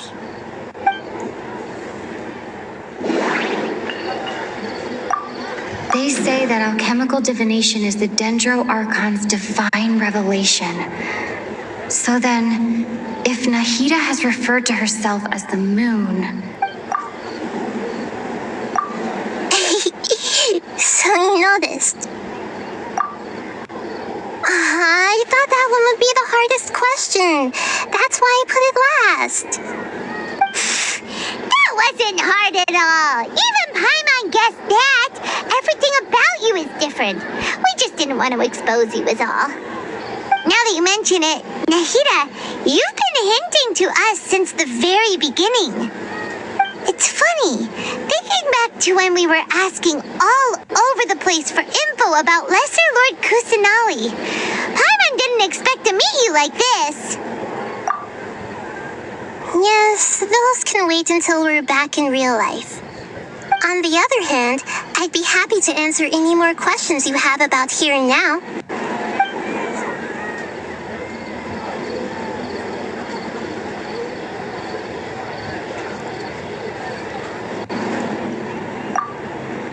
You asked me this question before. My answer was, it would literally blow your mind. Now that you know this is all a dream, this answer should hopefully make more sense. Have you heard the saying, don't wake a sleepwalker? Likewise, if someone suddenly had told you all this instead of you learning it on your own, your notion of reality and dream would be thrown into irreversible confusion. I couldn't expose you to that kind of risk. That's why I could only give you very subtle hints and some suggestions. Long story short, I'm really sorry I had to keep you guessing. Firstly, this dream we're in is completely based on reality. People have already experienced this Sub-Zero's festival, so it would be very difficult for them to find anything that strikes them as surreal. Secondly, you're probably wondering why people don't have any memories from earlier samsara, right? That's because people don't remember their dreams most of the time anyway. And in any case, their actual dreams are being taken away from them by the Akasha.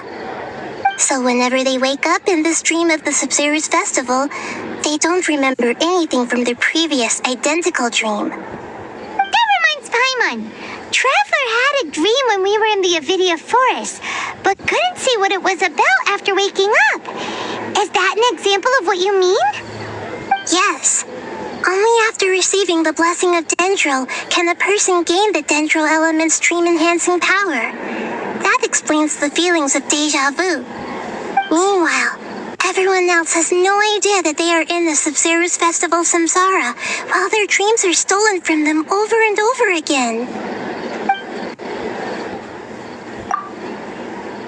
Can humans really keep dreaming forever like this? Will it ever end? And if so, when? We might say your mental fatigue has already answered this question. Eventually, there's only so much that people can tolerate. Especially those whose health is compromised to begin with, like Dunyarzad. This relentless exploitation takes an even harder toll on them. People's lives are at stake here, and nobody knows a thing! We've got to put a stop to this!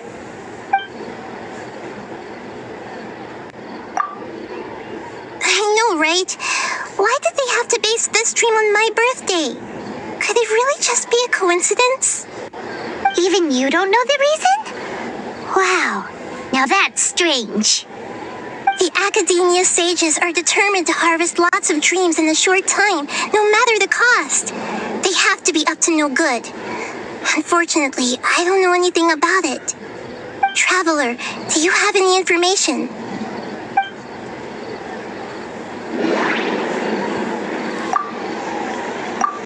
Grand Sage said, go celebrate the birth of that god to your heart's content. Did he mean something more?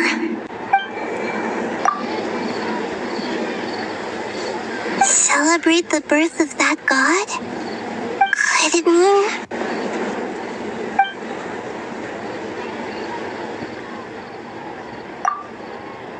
deceiving the people of Sumeru with no regard for their safety? No matter what they're trying to do, this is unforgivable. After we end the Sub-Zero's festival, Samsara, we have to look into them. How can the sages of the Academia do this behind their Archon's back? This is ridiculous! In the end, I'm just the moon. The real sun is long gone. A sun and a moon? Nahida's talking in riddles again. We're out of time today. I'll tell you how to break free of the samsara tomorrow. See you then.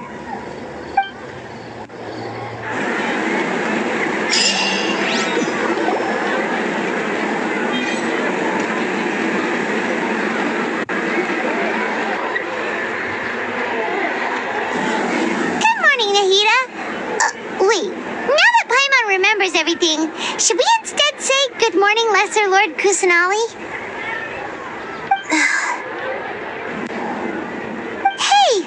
What's wrong, Nahida? You don't look too good. I'm afraid that what you're thinking right now is correct. Did Dunyarzad already disappear? No way! Are we too late? The real Dunyarzad's consciousness has indeed disappeared. It can no longer endure the constant dream harvesting.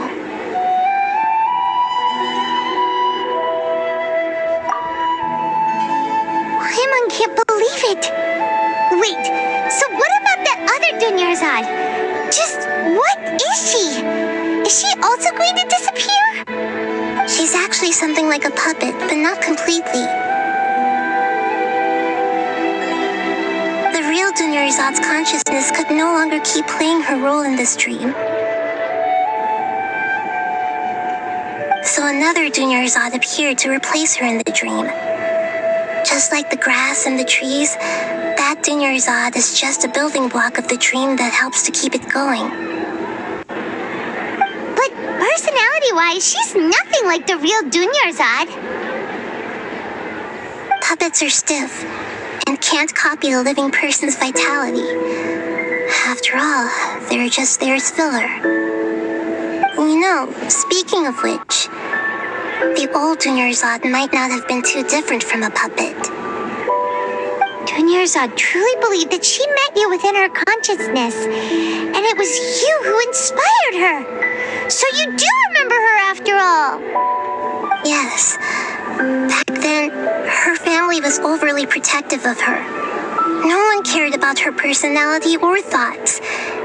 It was as if she only lived to stall her Elazar. I just gave her a little wisdom so she could look at life in a new way, so that she could be her own person. But even so, she's still far from it. I'm still a long way off from being a real Archon. I couldn't even save her. If I were a competent Archon, I wouldn't have let my most faithful follower die at the Sub-Zero's festival with so many regrets. Please don't beat yourself up over it, Nahida. It's the sage's fault, and theirs alone. I'm not beating myself up. All I did was to rationally observe the distance between myself and a real Archon. Don't be like that, Nahida. Even real Archons are still allowed to be sad.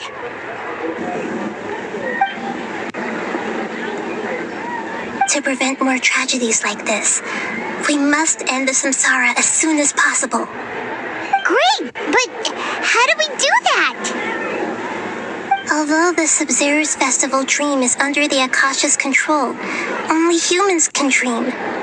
Even the Akasha is unable to create them. That means this dream belongs to a host who created it. Huh? So, how should we find that person? Well, if this is someone's dream, then everything here must come from deep within their consciousness. Which means, with the power of imagination, they can change anything in this dream. Imagination? What do you mean by that? Imagination means breaking through what you perceive as normal. Like when the server at the tavern brings a plate to you, you'd naturally assume that food is on it. However, if you're the dream's host and you become aware that you're dreaming, when you imagine gold and more on the plate, the dream will respond in kind, and the server really will bring you gold and more. But right now, our host is unaware that this is a dream. No matter how many times they're served, it will always be food. Find some way to make that person realize that they're dreaming. Usually, once that happens, the person will wake up and the dream samsara will be broken. How are we going to find them, though? If it could be anyone, it'd be like looking for a needle in a haystack. And even if we did find them, how are we supposed to make them realize they're dreaming? After all, like you said, don't wake a sleepwalker. It's extremely difficult, yes. But the only ones who can do it are you two. Remember, everything you've achieved up to this point has all been for the sake of finding the host and ending the samsara. As for me, during this time, I'll be out of town. Out of town? Are you going to that place full of dreams where the traveler went? Yes. I want to try something. There must still be a small wisp of possibility. Hurry and go. Dreams are supposed to be fantastical, romantic, and full of pleasant surprises. Unnecessary things like this samsara need to end. Paimon's still a little upset that we've come this far only for Dunyarzad to... She was such a good person, with such a simple wish. But fate was against her. Yeah, saving Dunyarzad is what kept us going this whole time. But we mustn't lose hope, Traveler. Dunyarzad would definitely want to see us save everyone else. So let's break the samsara for her sake. Paimon's wondering, do you think the sages would get one of their own to be the host of this dream? Feels like it would be easier to control it that way, no?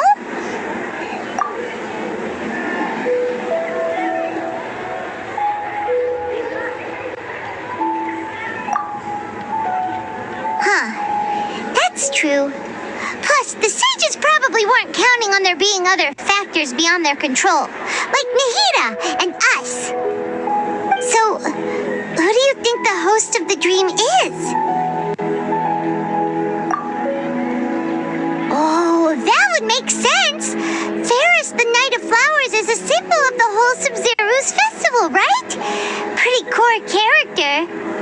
Let's go ask him some questions, shall we? You're back. You left in a hurry last time. Is everything okay?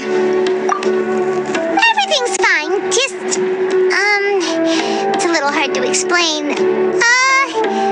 Would you mind taking part in a little experiment with us? An experiment? That came out of nowhere. I'm listening, though. What do you need me to do? Could you make a wish? You want me to make a wish? Is that a new Sub-Zero's festival tradition or something? Less questions, more wishing! Okay. My wish. Okay. I'm a little nervous saying this out loud, but I want Miss Dunyarzad to be happy. Oh.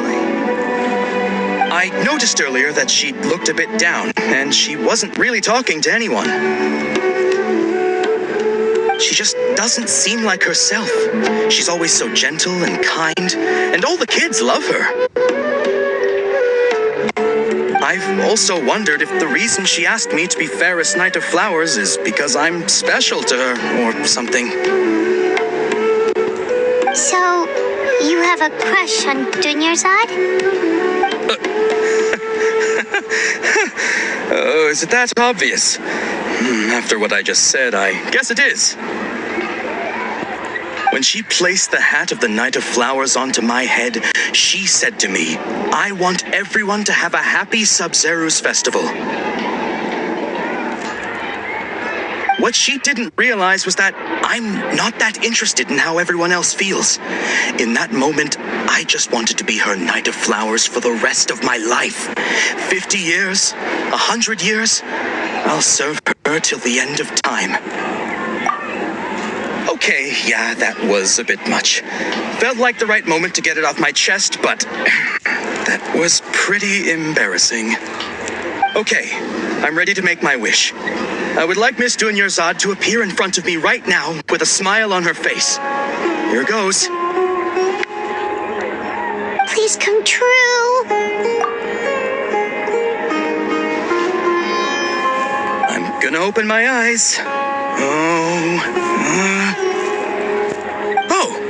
You're... What? Foggy? Sorry, but only one portion of Yalda candies per person. Back home you go. Nice try, you two. Anyway, never mind. I don't need to see her appear right in front of me. As long as she's happy. Guess he isn't the host of this dream after all. Should have expected it wouldn't be this easy.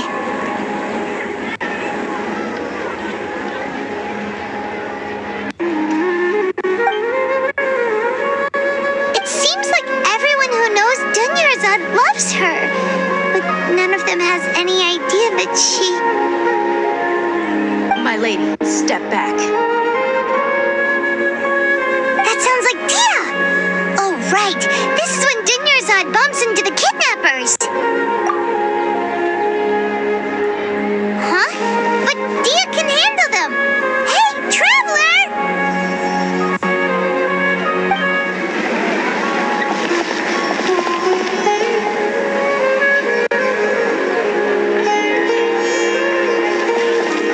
Oh, it's you. Great timing. Please take... Hey, this is my job. The homie Yannis pay me, not you. Fine, all right. Knock yourself out. Why are you so worked up anyway? It's not like I don't trust your fighting skills. Anyway, watch yourself.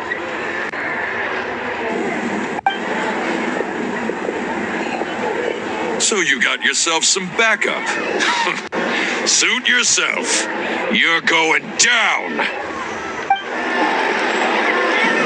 Traveler, were you just taking your anger out on those guys? You and Nahida both. Dunyarzad wouldn't want to see you two like this. Oh, and speaking of her, Paimon just remembered something. Remember how during the first Sub-Zero's festival, before the Samsara started, we came here with Dunyarzad because she wanted to pick something up? She said it was because she had forgotten something. Okay, so Paimon's memory is working so far. Anyway, Paimon also remembers that she is staying somewhere around here. She pointed it out to us the night before the Sub-Zero's festival.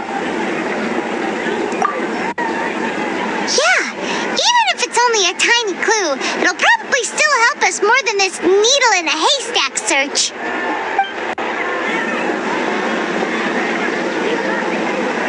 This is the place. It's rude to enter other people's spaces without permission, but desperate times call for desperate measures. Hey, the windows are unlocked. Okay, Paimon's gonna take a peek inside.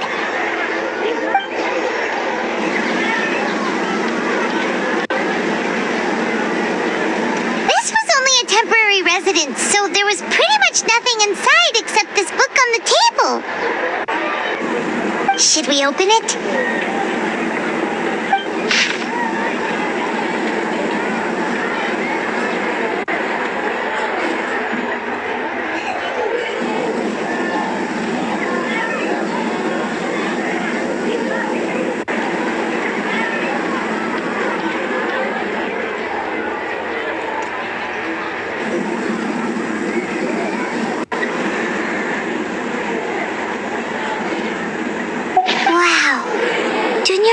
Wrote all of this. Sounds like she was always thinking of us even while we were away. Even though she was also busy preparing for the Sub-Zero's festival and had all her health problems to worry about. She must have wanted to give this to us as a gift on the day of the Sub-Zero's festival, right? If we hadn't found this book, we never would have known. But now that we know, we can't even thank her. Hey! Where are you off to now?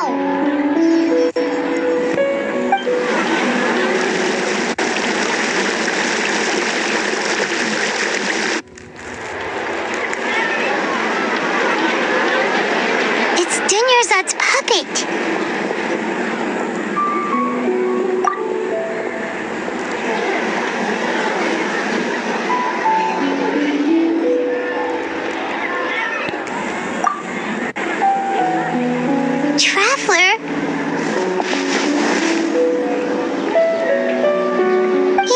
Exhausted. Come to think of it, we've been stuck in this place for a really, really long time. Heck, even the last time we were chatting happily with Dunyarzad feels like an eternity ago.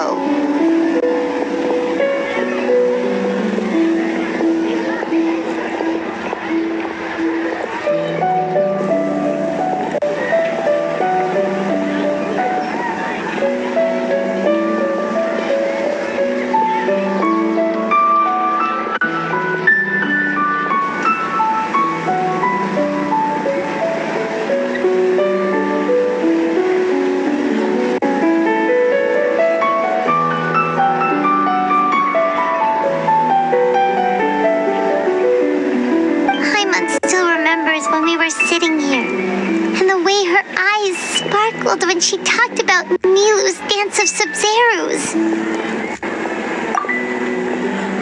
There will always be frustrations in life, but I know that the point of living is not to leave behind any regrets.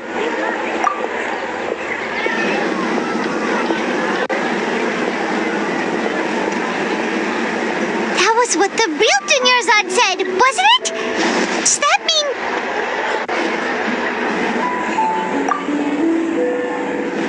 Yes, Traveler. What is it? Oh, so she's still just a puppet. But just now, how come... What? Where are we going this time?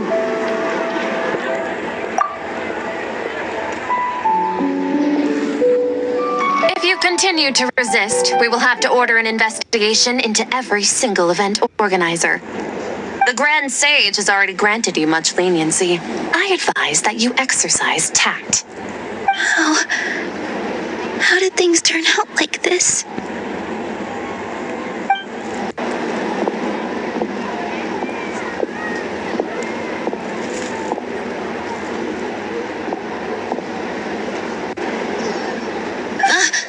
Traveler? You don't have to get involved. He's a sage from the academia. I don't want to drag you into this. Traveler. Traveler? What the heck are you doing? If you get arrested by the Academia, that's another day gone to waste.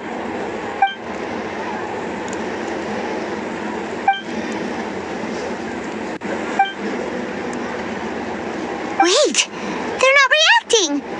Have they been scared stiff? Oh, of course!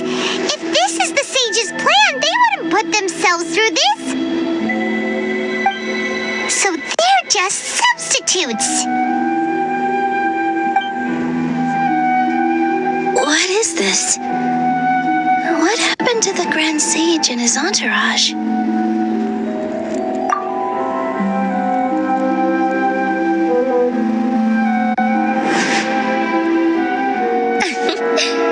Like I said, they symbolize the goddess of flowers. It's just a shame that all the real Padisaras went extinct after her death. Yes. The Greater Lord brought forth new Padisaras in memory of the goddess of flowers. But she ultimately could never truly replicate that beautiful shade of purple.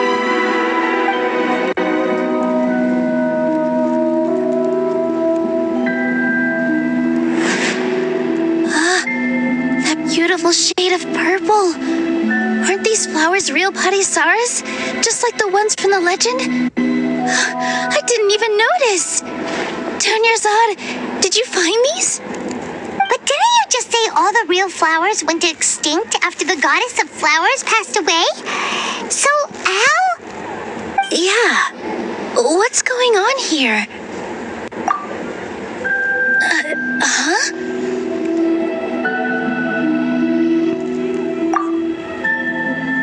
You guys are acting weird.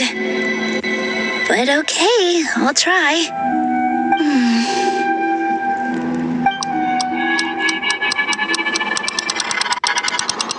Hey!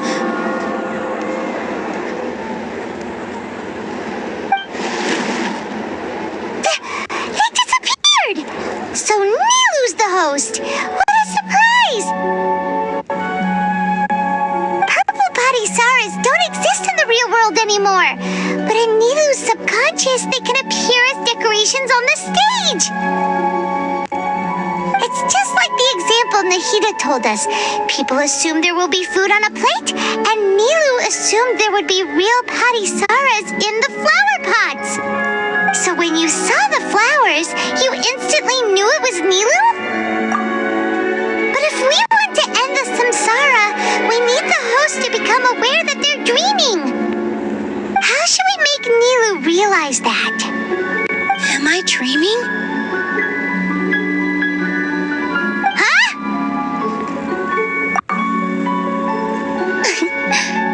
So I'm right. Is this Lesser Lord Kusanali responding to our celebration of the Sabzeruz festival? Wrong guess, but you aren't completely wrong either. The point is, what made you think this is a dream? As far as you know, people in Sumeru don't dream, right? Yeah, but have you heard the tale of the first sage?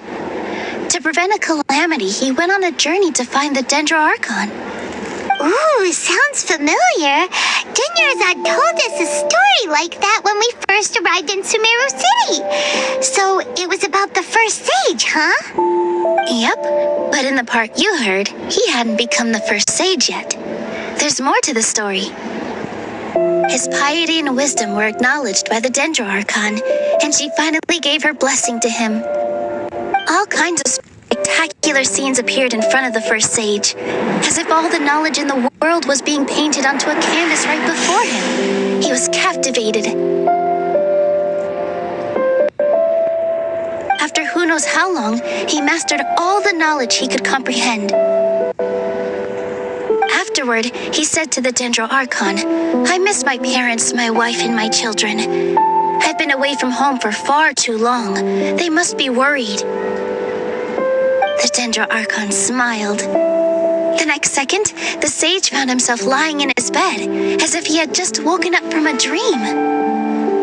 His wife, lying next to him, said, "You're off to search for the Dendro Archon today, aren't you?" Have a safe journey, my love. In the end, the first sage took care of many disasters in Sumeru City and founded the Academia. What a happy ending. So, the first sage was dreaming ever since the beginning of the story? He never went on his journey? Yes, but his faith and determination were conveyed to the Dendro Archon, so she blessed him in the form of a dream. Paimon understands where you're coming from now. That's a really interesting connection. But we really gotta wake up soon, like the sage in the story. I see. Well, it just so happens that today's Sub-Zero's festival is almost over too.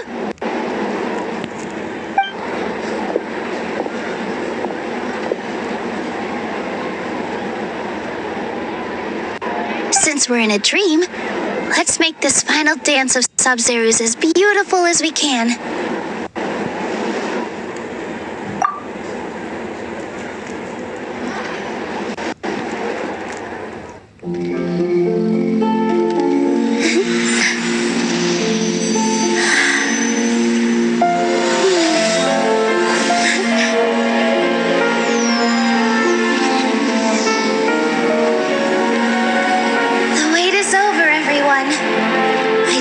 This to our god, the dance of Sub-Zero's.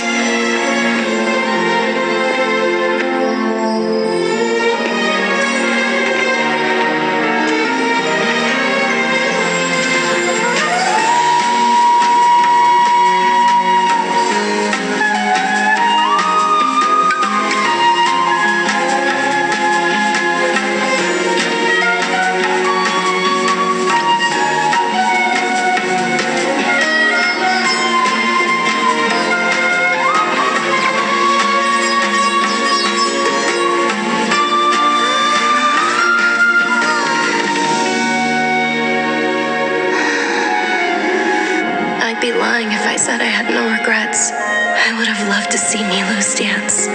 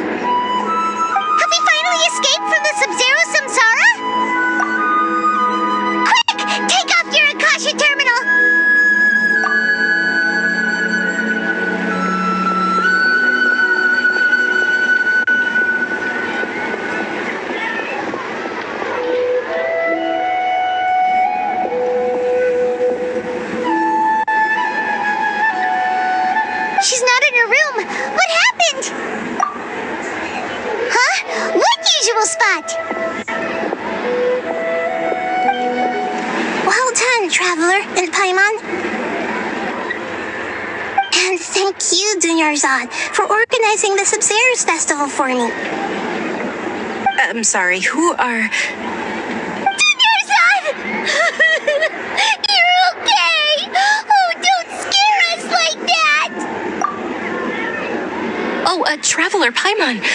I have something amazing to tell you. I just had a dream, and I saw Nilou performing the dance of Sub-Zero's.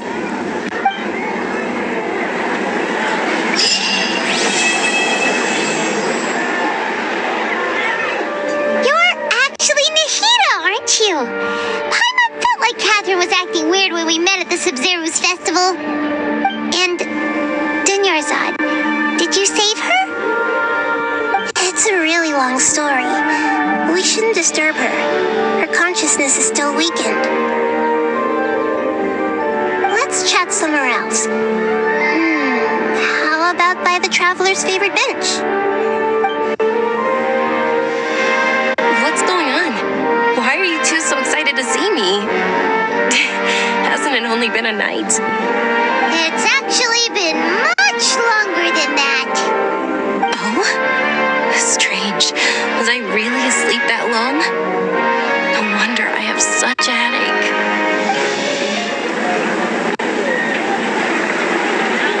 Let's talk about Dunyarzad first. It's such a relief that she's all right. After we parted on the last day of the Sub-Zero's festival, I left the city and saw what the traveler had described.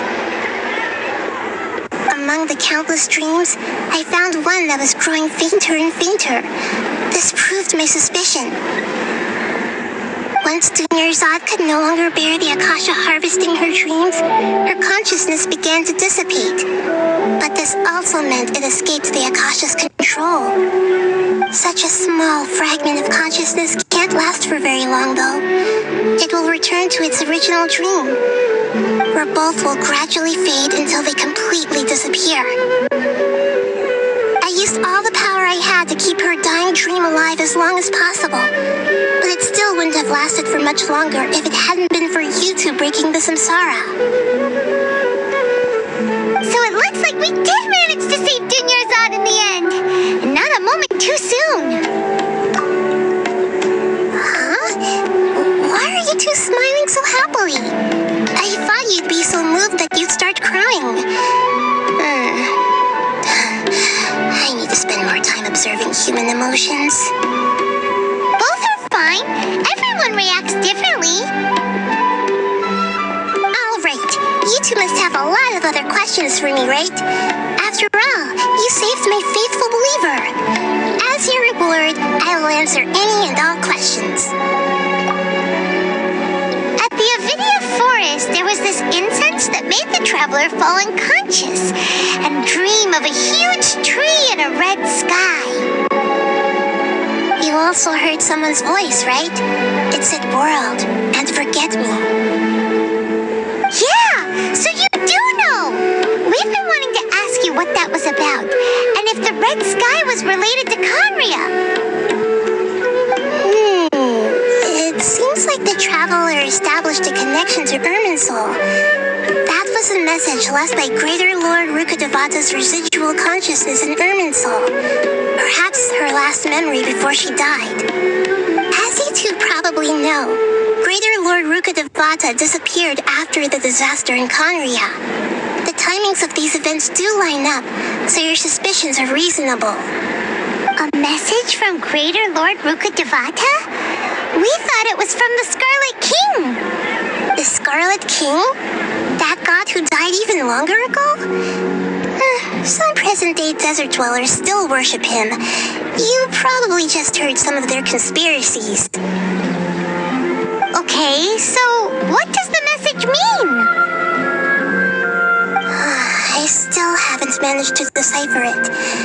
Even the Akasha isn't currently capable of doing that. Greater Lord Rukkhadevata's residual consciousness in Irminsul seems to be contaminated with something that has a very dangerous aura to it. Many devoted scholars go mad as soon as they connect their consciousness. I've warned the academia about this many times, but people still keep falling victim to it. But I believe this is the key to saving Irminsul. That's why I've kept trying to decipher it. So the tree in the vision was Irminsul? Oh, Tainari also said that Irminsul is sick. Is it because of the contaminated consciousness?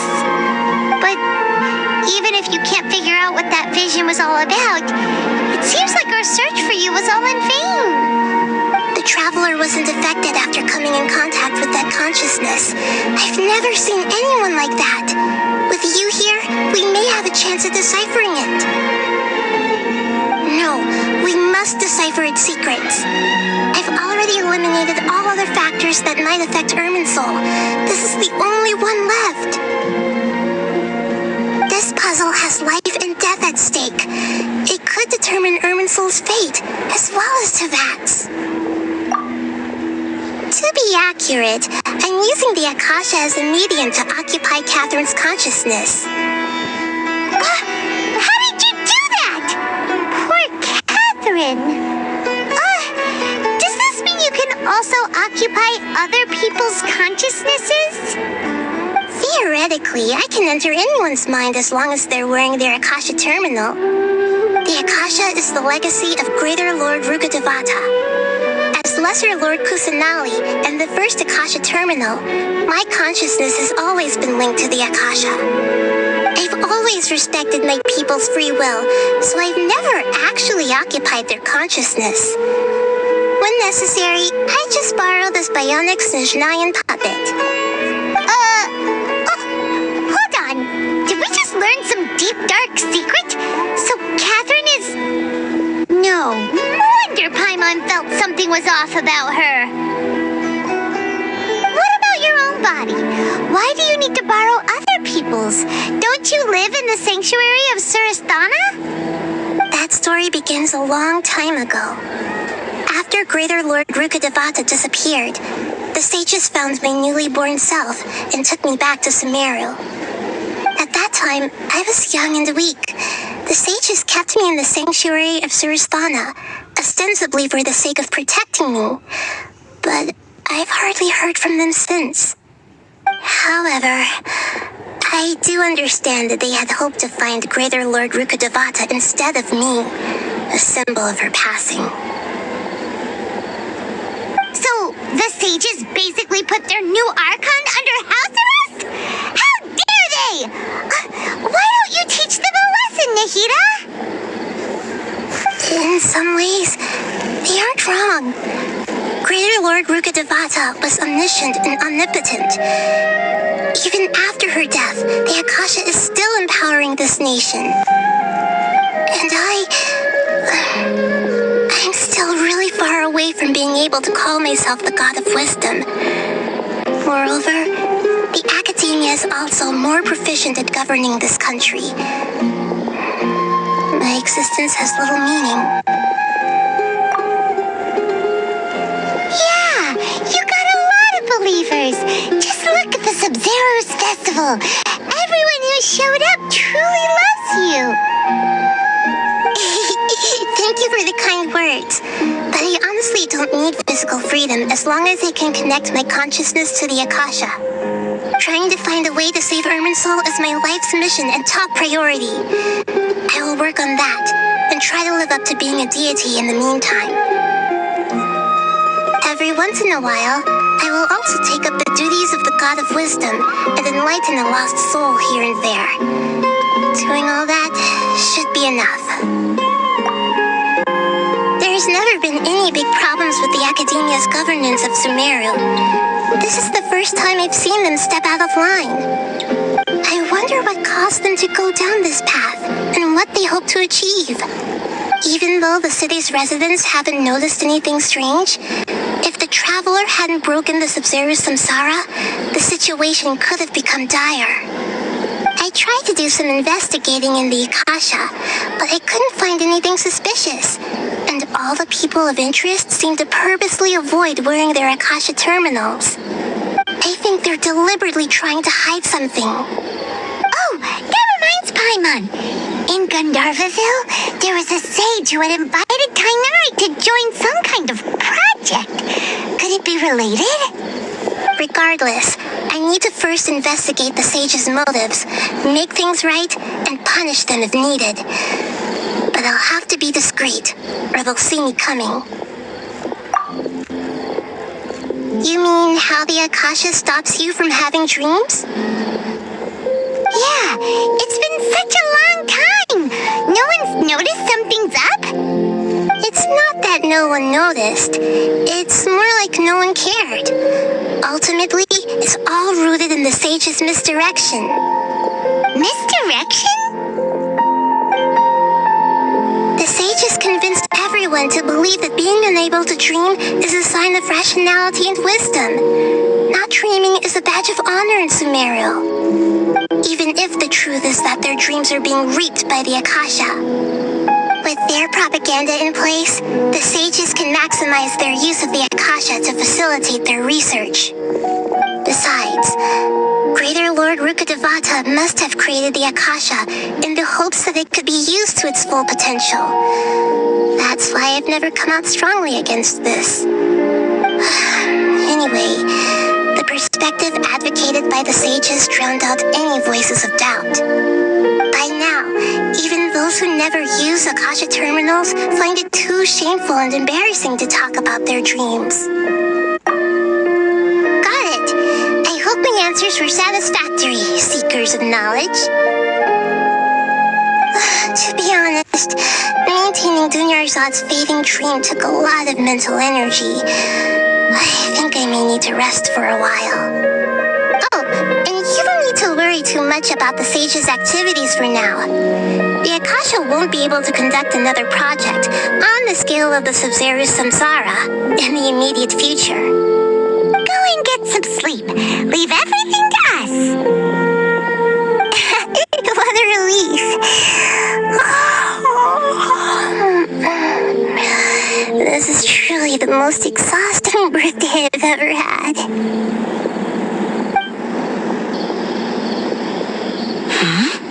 Traveler? Paimon? Why am I here? Do either of you know? Maybe you were sleepwalking. You know you can't wake up a sleepwalker. We happened to walk by, so we thought we'd wait for you to wake up. I see. Huh. I should visit my maintenance personnel sometime. Oh, I'm fine. I better go. Thank you.